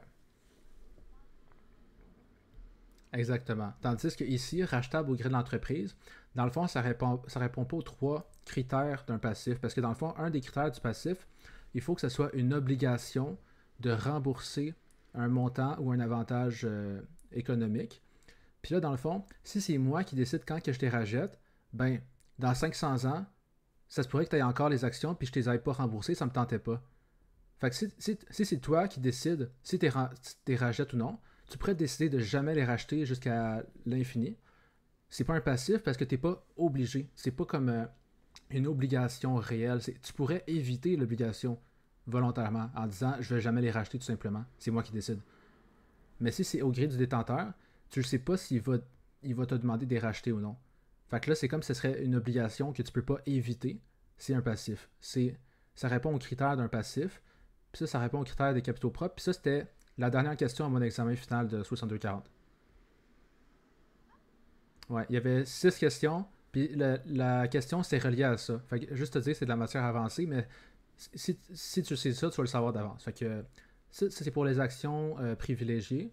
Puis les actions ordinaires, ben, eux, c'est toujours des capitaux propres. Fait que c'est ça la différence. Puis là, juste pour, dans le fond, terminer, c'est que si, mettons, les actions privilégiées sont rachetables au gré de l'entreprise, c'est des capitaux propres, ça veut dire que les dividendes qu'ils versent, c'est réellement des dividendes. Sauf que si c'est un passif, tu peux pas verser des dividendes sur un passif. Fait que dans le fond, les dividendes, on les appelle plutôt des intérêts payés ou des pseudo-dividendes. Puis ça, dans le fond, ça revient à dire que c'est une charge financière. Parce que vu que tu verses de l'argent relié à un passif, tu sais, comme mettons une dette, quand tu verses de l'argent, tout ça, on dit que c'est une charge. Puis quand c'est un capitaux propre, quand tu verses de l'argent, mettons, relié à tes actions, tu payes tes actionnaires. Dans ce cas-là, c'est pas une charge d'intérêt ou quoi que ce soit. C'est relié à un capitaux propre, c'est un dividende. Fait que ça ici, c'est un piège. Vu que les actions préférentielles sont rachetables au gré du détenteur, ça veut dire que c'est un passif. Puis tous les dividendes versés, rattachés à ça, ça sera ça sera comme des charges d'intérêt. Elle a écrit pseudo-dividende ici. À payer. À payer, dans le fond, ça veut dire que c'est un passif. Mais si on regarde l'état des résultats, ça sera marqué soit charge d'intérêt ou quoi que ce soit. Dans le fond, ça ne sera pas des dividendes en tant que tel. Ça sera comme une charge. Fait que ça, c'était pour faire le lien. Fait que.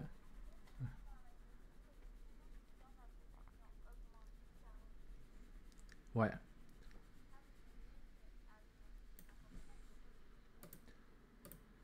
Ça, ça dépend. Je veux dire, tu peux laisser l'image ici, je vais t'expliquer comment faire pour savoir. Fait que là, dans le fond, des pseudo-dividendes, c'est comme si c'était des intérêts à payer. Intérêts payés. Fait que là, dans le fond, pseudo-dividendes, pour savoir si elle a payé des intérêts, des dividendes sur les actions privilégiées qui sont plutôt un passif. Fait que là, tu fais. C'est comme que je fais pour la majorité des trucs. Je fais comme 1, c'est quoi le solde précédent? Fait que là, mettons, tu regardes ton bilan, le passif pseudo-dividende à payer. Ici, pseudo-dividende à payer. Quand c'est écrit à payer, ça veut dire que c'est un passif. Fait que là, on avait 0. 0. Puis là, après ça, qu'est-ce que tu fais? Tu fais plus ceux qui ont été comme déclarés durant l'exercice. Ceux que l'entreprise dit je vais payer des pseudo-dividendes, mais elle ne dit pas si elle va payer dans l'exercice actuel ou prochain. Fait que plus ceux déclarés durant l'exercice, ici c'est 2013. Fait que là, durant l'exercice 2013, qu'est-ce qui a été déclaré? Je ne l'ai pas ici, mais mettons qu'on va juste marquer XX pour l'instant. Puis là, on va dire que c'était 50 000, juste pour un exemple. Fait que là, qu'est-ce qu'on fait? Parce que ça se peut qu'elle a payé une partie, aucune, etc. Le solde que ça nous donne, ce serait quoi le solde, mettons, aujourd'hui, si aucun avait été payé? Fait que là, tu compares le solde que ça donnerait versus le solde réel. Puis la différence, mettons ici, ce serait 42 000. Ça veut dire que si, mettons, elle avait 0$ à payer à la fin de l'exercice précédent, puis là, durant l'exercice, elle a dit qu'elle a déclaré qu'elle va en payer 50 000, mais elle ne dit pas quand. Puis là, à la fin de l'exercice, il en reste 42 à payer. Ben, ça veut dire que durant l'exercice, qu'est-ce qui a été payé en intérêt? C'est 8 000 $. Fait que c'est de cette façon-là qu'on fait. On regarde l'ancien solde, plus qu'est-ce qui a été relié à l'exercice, puis on compare ça au solde réel, puis la différence, ça donne la réponse.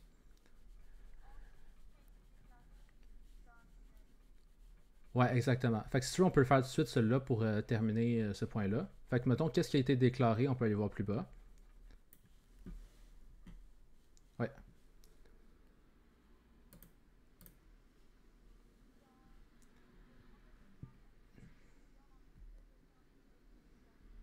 C'est ça. Exactement. Fait que dans le fond, quand c'est déclaré, ça veut pas dire que c'est payé durant l'exercice même. Ça se peut, mettons, qu'elle déclare 42 000, mais qu'elle paye juste, mettons, 10 000 durant l'exercice, ou qu'elle paye rien durant l'exercice, etc. Fait que là, le mot déclarer, ça veut dire. C'est vraiment la différence de verser. C'est vraiment déclarer, c'est un mot-clé. Vraiment important. Fait que là, qu'est-ce que ça veut dire? Fait que, mettons, là, on sait c'est quoi qui a été déclaré. Fait que là, mettons, si on en revient à l'exemple au bilan plus haut, on va savoir c'est quoi qui a été versé. Nous, qu'est-ce qui nous intéresse, c'est qu'est-ce qui est versé, qu'est-ce qui a été décaissé, vu que c'est le tableau, c'est relié à de l'argent. Fait que si ouais,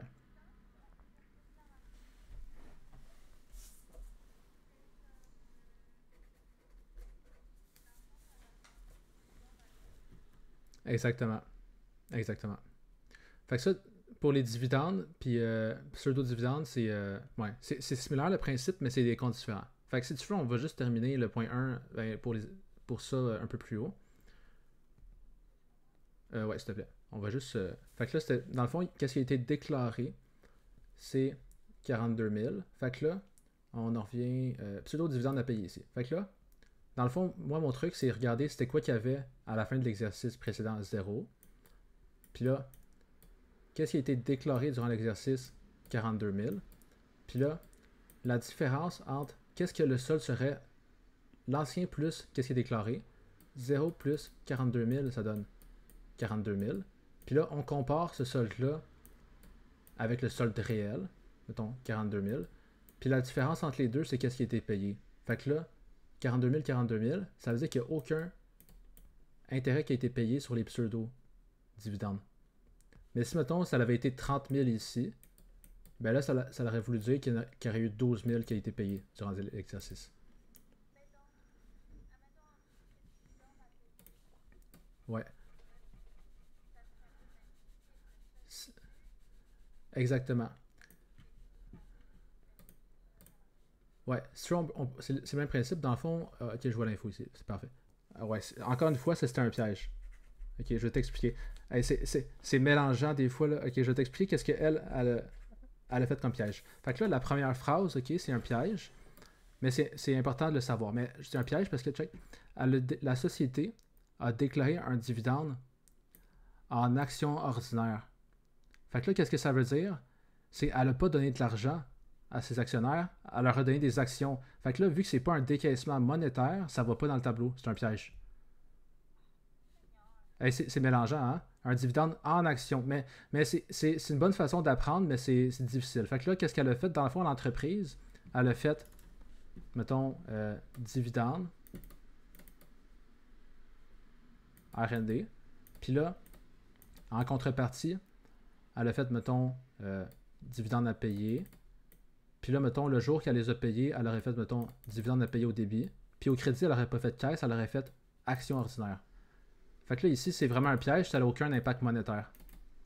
Fait que ici, j'avais pas lu comme faux. C'est vraiment un dividende sous la forme en action ordinaire. Puis sinon, ça serait marqué, mettons, un dividende en espèces. Puis si c'est pas marqué aucun des deux, on assume que c'est un dividende monétaire en espèces. Fait que première phrase, c'est un piège. Fait que dans le fond, la première phrase, ça nous permet de savoir que ça l'a fait. Mais c'est un piège, mais c'est important. Pour vrai, c'est un exercice très difficile parce que dans le fond, qu'est-ce que ça veut dire? C'est que si on a versé, mettons, à déclarer, puis là, mettons qu'elle les a versés dans le même exercice, ce dividende en action-là, ouais, ça va augmenter les actions ordinaires de 48 000. Puis ce 48 000-là, il n'a pas amené d'argent. Fait que là, quand on va regarder, mettons, la différence entre les actions précédentes puis maintenant, la variation, normalement, qu'est-ce que ça serait? Ça serait, mettons, débit caisse, crédit, action ordinaire. Mais là, de l'augmentation, il y a un 48 000 qui n'est pas monétaire. Fait qu'on va regarder, mettons, la variation. Puis la variation moins 48 000, ce serait l'argent encaissé. Fait que c'est un piège qui a un impact sur deux choses. Donc c'est très difficile. Je comprends pourquoi tu as eu de la difficulté avec cela, honnêtement. C'est mélangeant, là. Mais c'est ça, c'est beaucoup de travail. C'est beaucoup trop long pour l'examen, ça. Puis beaucoup trop de pièges. Fait que c'est sûr que c'est trop difficile, mais on peut le continuer quand même un peu. Fait que, mettons, elle a déclaré une action de 10% alors que la juste valeur était de 32$ à l'unité. Puis là, suite à ce dividende, fait que dans le fond, à 32$ l'unité, ouais, parfait. Fait que ça va être chaque action va avoir cette juste valeur-là. Puis suite à ce dividende, 1500 actions ordinaires ont été émises. Fait que là, premièrement, ok, suite à ce dividende, si mettons je fais 1500 x 32, ça donne, c'est ça. Fait que dans le fond, ici, c'est encore une fois, c'est mélangeant. C'est pas écrit assez clairement selon moi. Fait que là, dans le fond, ici, la première phrase, qu'est-ce que ça nous dit? C'est que l'entreprise, elle a fait dividende R&D. Ça, c'est quand elle a déclaré R&D. Puis là, après ça, elle a fait dividende à payer. Puis là, qu'est-ce qu'elle a fait? C'était 10% de la valeur comptable qu'il y avait à la clôture précédente. Fait que c'était 48 000. Fait que là, elle a fait ça. Puis là, après ça, la deuxième phrase, qu'est-ce que ça nous dit? C'est que ceux qui ont été déclarés, ils ont été versés durant l'exercice. Suite à ce dividende, 1500 actions ordinaires ont été émises. Fait que là, on sait que c'est 32$ par action, puis il y en a 1500 qui ont été émises. Puis là, ça nous permet de savoir est-ce que le 48 000 il a été versé au complet ou non. Ben, on fait 1500 émises fois 32$, 32$ la juste valeur unitaire de chacune.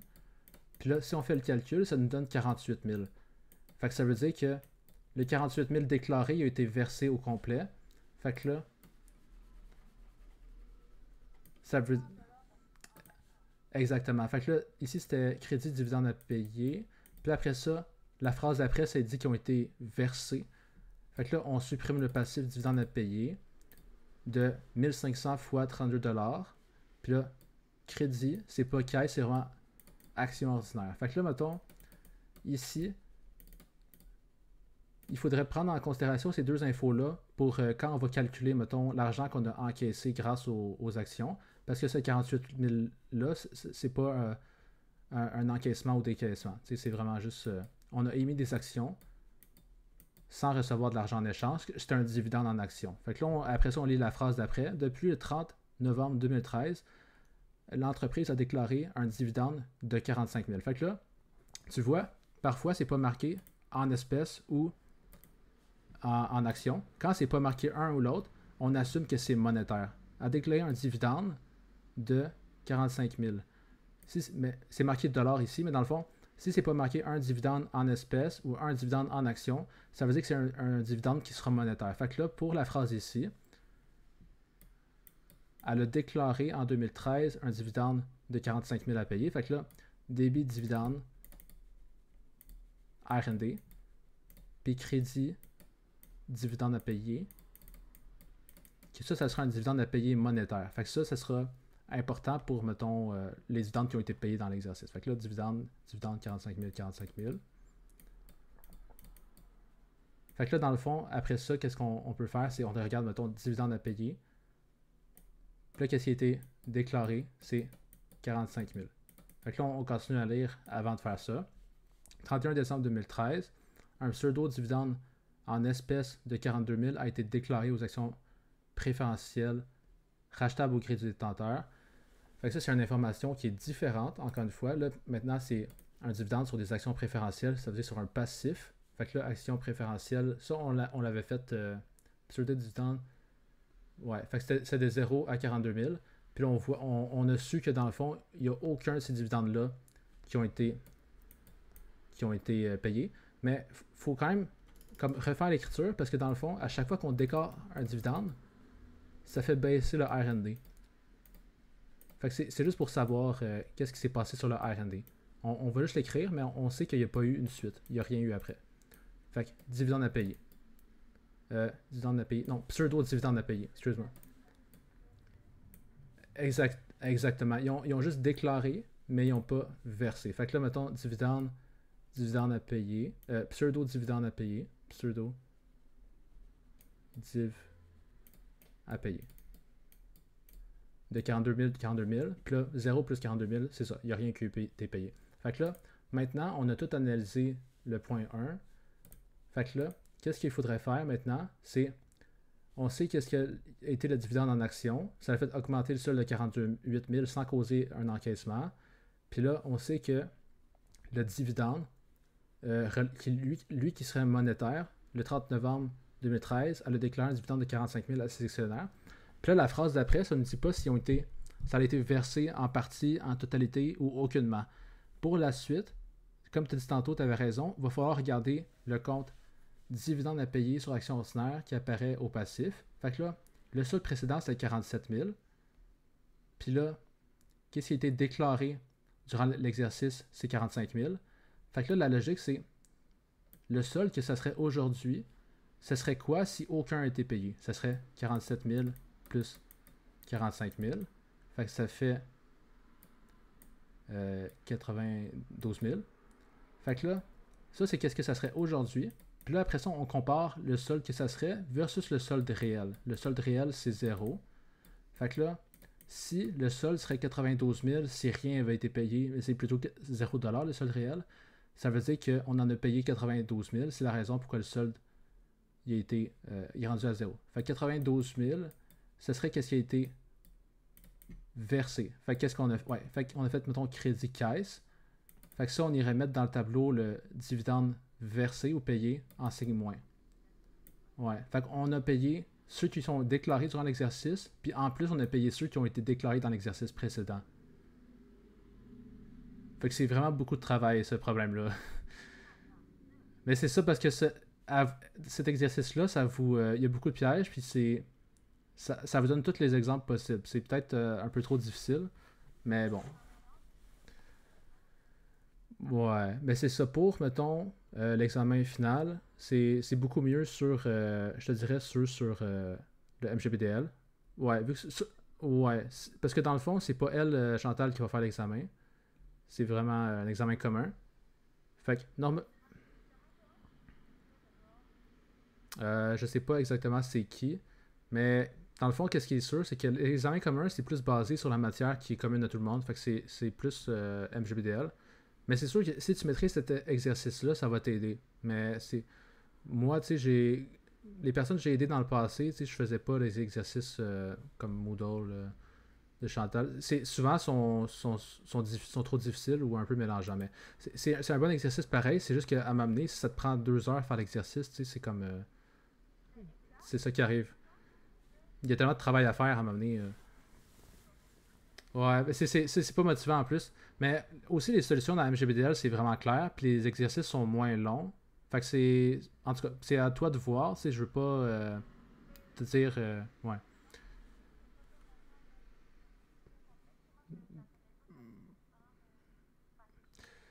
Ben, les exercices qu'elle donne, c'est le niveau score 62-40. Tu sais.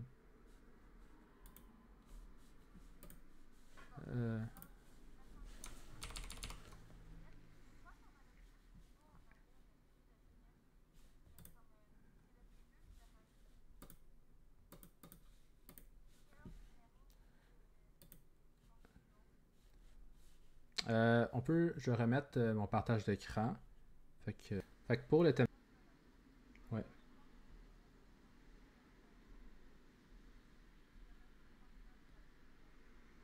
Ouais.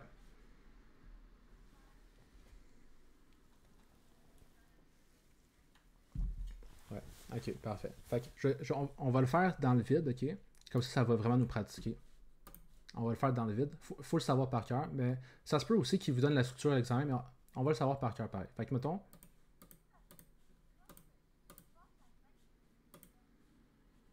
Ouais, ouais. C'est. Ouais. Je vais te montrer. Fait que dans le fond, EVCP, état de variation des capitaux propres. Puis là, retraité, ça veut dire que on le corrige. Parce que si c'était pas retraité, ça serait un peu plus simple. Mais EVCP retraité, à la suite d'un changement de méthode comptable. Fait que dans le fond, qu'est-ce qu'on fait? Premièrement, on va corriger le RND de début. Après ça, on va indiquer le RN, le bon RN. Puis après ça, le total, ça donne le RND de fin de chaque année corrigé. Ouais. Fait que tu vas voir, c'est vraiment en étapes. Corriger le RND de début de chaque année.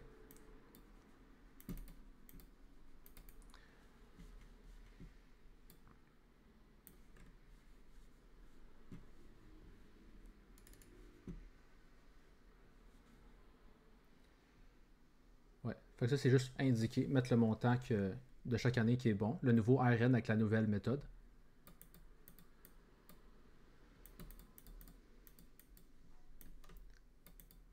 De la nouvelle méthode.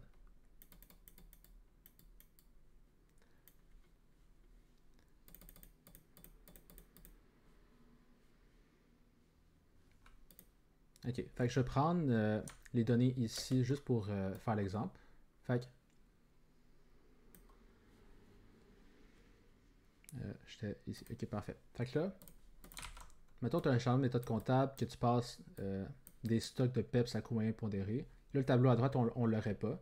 On aurait juste l'information ici. Fait que là, premièrement, tu sais que la nouvelle méthode, c'est le coût moyen pondéré. Fait que ici, il donne le résultat net que ça aurait eu à chaque année avec la nouvelle méthode, puis ceux qui ont été avec l'ancienne. Fait que dans le fond, ici, il donne déjà c'est quoi le résultat net de chaque année qui est corrigé, dans le fond, celui de la nouvelle méthode. Fait que là, mettons, tu fais le tableau état variation des capitaux propres, ton 2004 à 2008. Fait que là,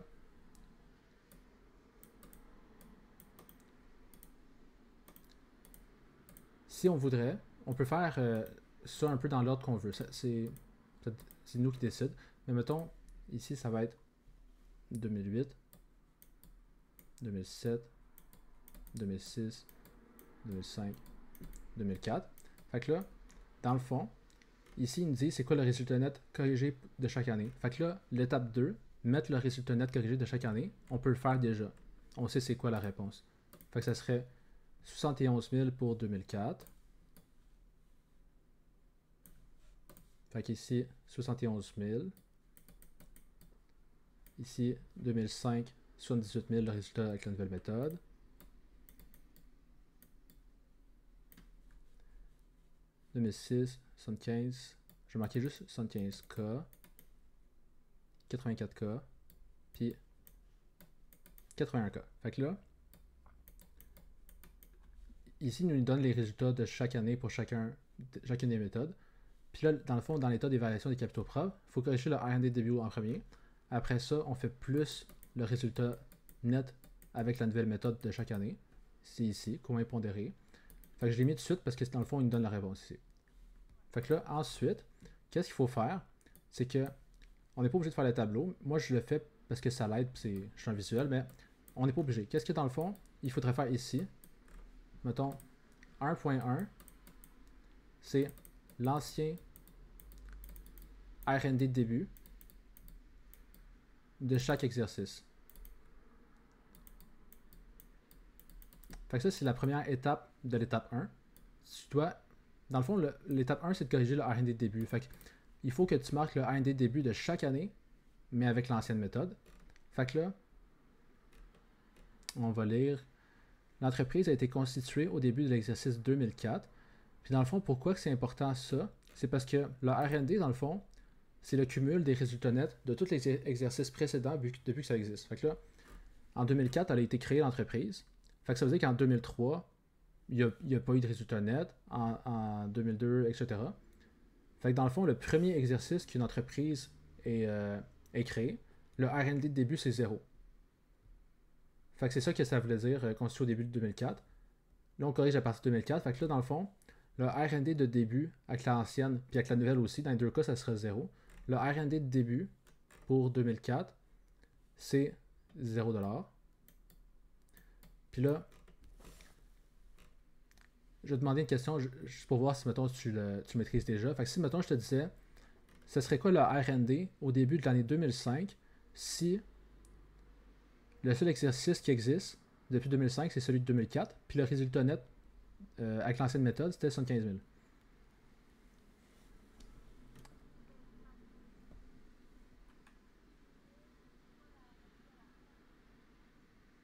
Au début de 2005. Fait que exactement. Vu que le premier exercice, l'entreprise a été créée en 2004, fait que l'année que c'est créé, le R&D de début, c'est 0. Parce que dans le fond, le R&D de début, c'est le cumul de tous les résultats nets antérieurs. Il n'y a pas eu de résultats nets antérieurs, ça vient d'être créé en 2004. Fait qu'à la fin au début de 2004, c'est 0. au début de 2005, ben c'est le cumul des résultats nets qui précède 2005, fait qu'il y a juste 2004, fait que c'est 75 000. Fait que là, mettons, je te demanderais, ça serait quoi le R&D, pas corrigé, celui avec l'ancienne méthode PEPS, mais au début de 2006.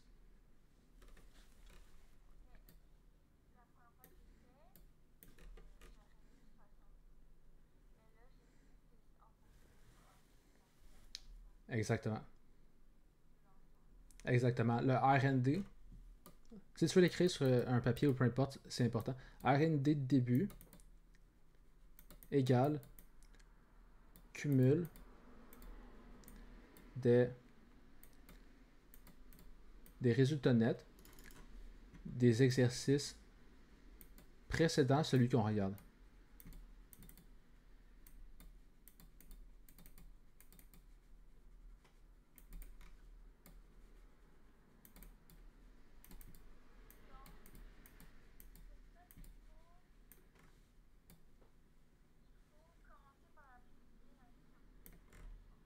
Exactement. Mais mettons là que moi, je traite mélanger, ok? Puis là, je te demande directement, c'est quoi le R&D de début de 2008 avec l'ancienne méthode?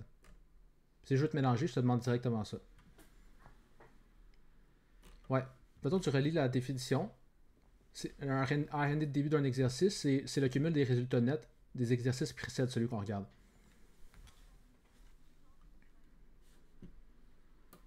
Exactement. Ce serait le R&D de début. Ça, plus ça, plus ça, plus ça. Ce serait le R&D au début de l'exercice qu'on regarde, 2008. Le cumul des résultats nets de 2004, 2005, 2006, 2007. Fait que c'est ça dans le fond.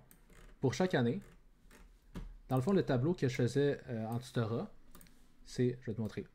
Fait que dans le fond, qu'est-ce que je faisais en tutorat? Dans. Ouais, ok. Ouais, ok. Fait que si mettons, on le fait sans le tableau. Ouais.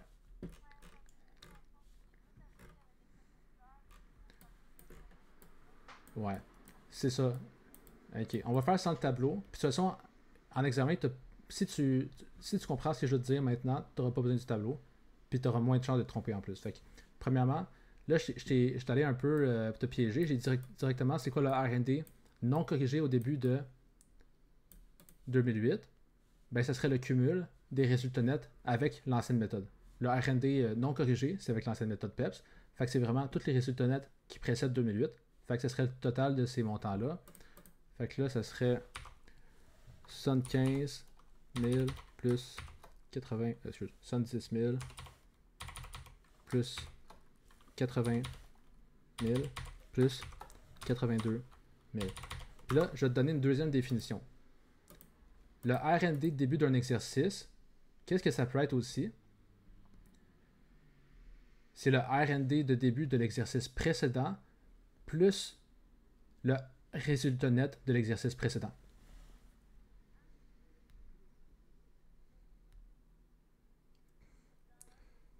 Plus le résultat net de l'exercice précédent.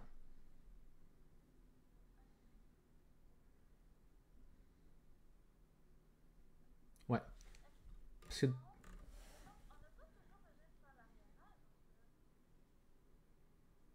Qu'est-ce que tu veux dire?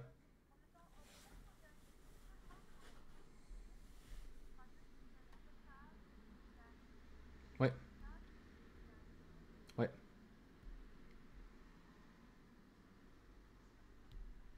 Exactement. T'es pas obligé de faire le tableau complet. Ça, c'est vraiment juste pour... t'es pas obligé d'y aller en... Ouais. Ben souvent, ils vont te le demander. Ou ils vont te demander soit juste les deux derniers exercices, celui actuel plus le précédent. Mais dans le fond, mettons juste te montrer dans le fond la deuxième définition, la raison. Tu sais, mettons, la logique. Le R&D début de l'exercice précédent plus le résultat net de cet exercice-là, c'est le R&D début. Pourquoi? Parce que dans le fond, le R&D début de l'exercice précédent, il cumule les résultats nets des exercices qui précèdent celui-là. Fait que, mettons, le R&D début de 2005, il englobe déjà tous les résultats nets de 2004. Fait que le seul résultat net qu'il faudrait rajouter pour R&D début, que R&D début 2006 et tous les résultats nets antérieurs, ben là, R&D début 2005, il englobe déjà celui de 2004, plus il y a eu d'autres exercices, 2003, tout ça. Il manquerait juste à rajouter celui de 2005. Puis ça respecterait la définition que R&D début 2006, c'est le résultat net de tous ceux antérieurs. Fait que si tu veux aller plus vite, là, t'as ton... Ouais, parce que tu sais, mettons, un exemple. Fait que là, mettons, à la fin de... Au début de 2005, ton R&D de début, c'est le total de tous les résultats nets qui viennent de passer. C'est juste celui de 2004, fait que c'est 70 000. Fait que 2005, R&D de début. Fait que c'est, mettons, 75 000. Puis là, on sait qu'à la fin de l'exercice, tu arrives au 31 décembre 2005. Qu'est-ce qui se passe? C'est que tu dois verser le résultat net de l'exercice dans R&D. Fait que là, tu arrives au 31 décembre 2005. Puis là, il faut que tu verses le résultat net de 2005 dans ton R&D de fin, de fin de 2005. Fait que là, tu regardes 2005, le résultat net au 31 décembre, 70 000. Fait que 70 000 qui est versé en R&D. Fait que là, ça voudrait dire que en 2006, le R&D de début, c'est le R&D de début 2005 plus le résultat net de 2005. Fait que R&D de début 2006, 75 000 plus 70 000. Fait que...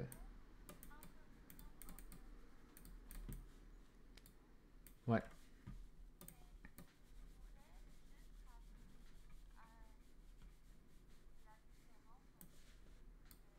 Entre les résultats. Entre les résultats. Fait que dans le fond, oui, c'est exactement ça. Tu vois le tableau à droite, différence cumulée sur R&D, c'est la différence sur le résultat net combiné de chaque année. Fait que tu sais, mettons, on va le faire au complet, puis je vois que tu comprends bien, fait que je suis content. Fait qu'on va continuer. Fait qu'ici, 307 000 en 2008, ça c'est le total de R&D début, mais avec PEPS. Fait que là, on commence par mettre le R&D de début. Ça se peut qu'ils disent chaque exercice. Fait que là, R&D de début, c'est tout le temps les résultats nets antérieurs.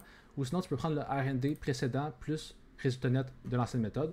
Fait que, ensuite, une fois qu'on a tout fait, mettons, les R&D de début avec l'ancienne méthode PEPS, là, après ça, la deuxième étape, c'est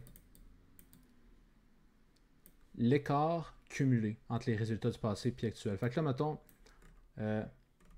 du point de vue de 2004, c'est le premier exercice, fait que ça aussi, ça va être encore 0.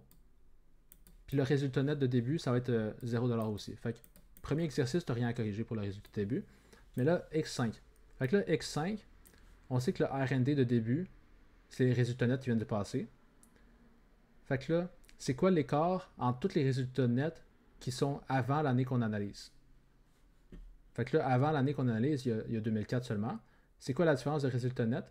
C'est 4000 plus bas. Fait que ça veut dire que le R&D, vu que c'est cumulatif, d'un point de vue cumulatif, le R&D de début, mais avec la nouvelle, serait 4000 plus bas que le R&D cumulatif avec l'ancienne. Fait que là, tu as le R&D de début corrigé. Fait que tu aurais, mettons, 71 000.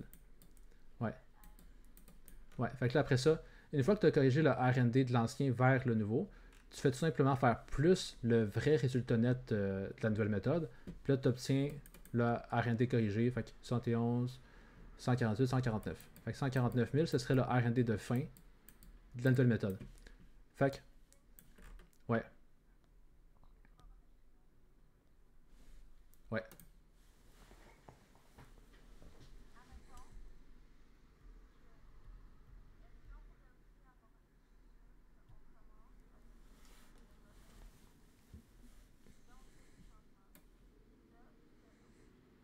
Ah, j'ai arrêté de bouger, ouais.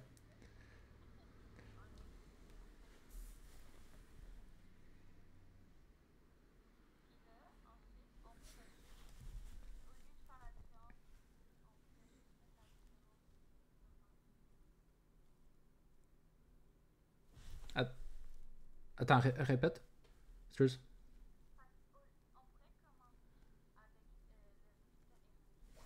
Ouais. Mais dans le fond, ouais. Je dis erroné, mais dans le fond, c'est pas erroné, c'est juste que c'était lui de l'ancienne méthode. C'est ça que. Ouais, là, celui de l'ancienne méthode, ouais. Ok.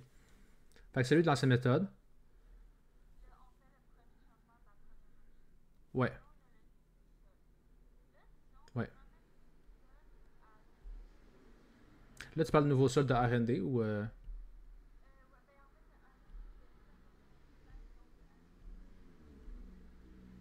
Ouais, exactement.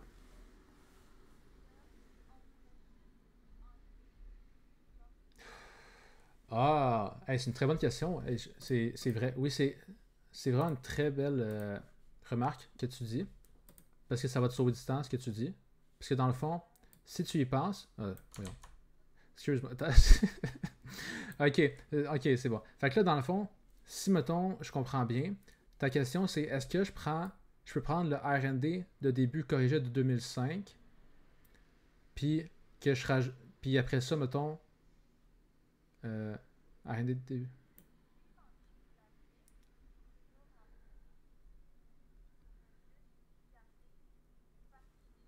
Ouais, c'est ça. Fait que oui, mais je suis pas sûr que j'ai compris ta question, mais dans le fond, qu'est-ce que tu peux faire pour sauver du temps? C'est, mettons, là, tu as le R&D, mettons, de début corrigé de 2005. Fait que là, tu sais c'est quoi aussi le R&D de fin corrigé. Fait que là, premièrement, le R&D de fin corrigé, ça va être le R&D de début corrigé. Fait que tu n'as même pas besoin de faire de calcul. Tu sais que c'est 149 000 ton R&D de début corrigé. Fait que là, après ça, qu'est-ce que tu dois faire? Je pense que c'est ça ta question. Tu regardes, mettons, pour 2006, c'est quoi la différence de RN? Fait que là, 5 000. Fait que là, ça veut dire que ça, 149 000, c'est avec... Attends, non, attends. C'est avec lui précédent. Ouais. Fait que là, mettons, 149 000, c'est lui au début de 2006, fait qu'il inclut 2005-2004.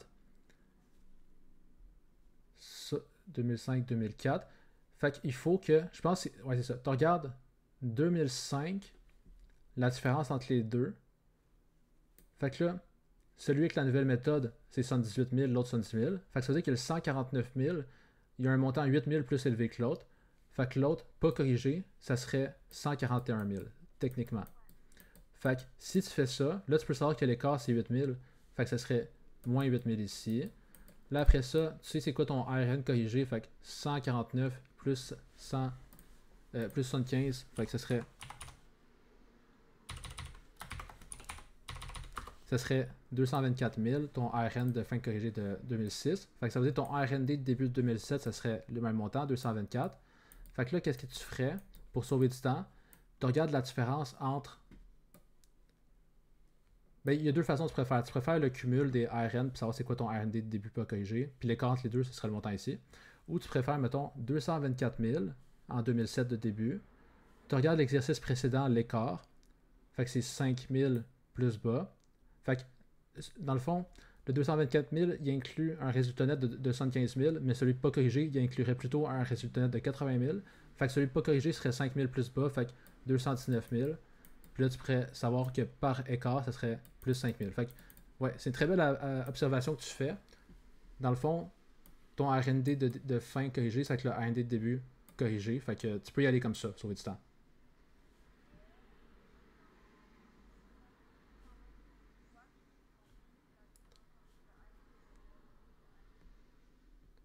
Ouais, mais dans le fond, quand tu fais état de vérification des capitaux propres retraités, ils t'obligent que tu le fasses comme ça. Que tu montes l'ancien, que tu montes l'écart entre le nouveau RND corrigé puis l'ancien RND corrigé. Puis c'est dans le fond ton RND corrigé, un truc pour t'en rappeler. Tu fais une flèche en diagonale en haut à gauche pour que ce soit le montant qui apparaît ici, RND corrigé. Pour chaque année, il faut que ce soit le même montant. Fait que ouais. Mais il y a plusieurs façons de le faire, mais comme ton point, c'est très pertinent. J'avais oublié d'en parler.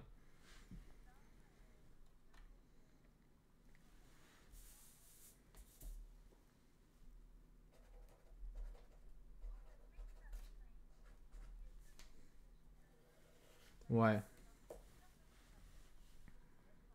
ouais, ouais, c'est ça. Là, je pense faut s'en aller pas long. Fait que dans le fond, qu'est-ce que j'aurais pu faire ici, mettons. Ah oui, je l'avais fait ici, excuse. Mais je vais te montrer. Ouais, j'ai juste oublié de vous en reparler, mais dans le fond, c'est ça. Mettons, tu trouves ton. La première année, t'as pas de RND à corriger, puis t'as pas de RND pas corrigé puis corrigé. T'as juste ton résultat, le vrai résultat de la nouvelle méthode. Fait que t'as ton RND de fin qui c'est juste le résultat de la nouvelle méthode.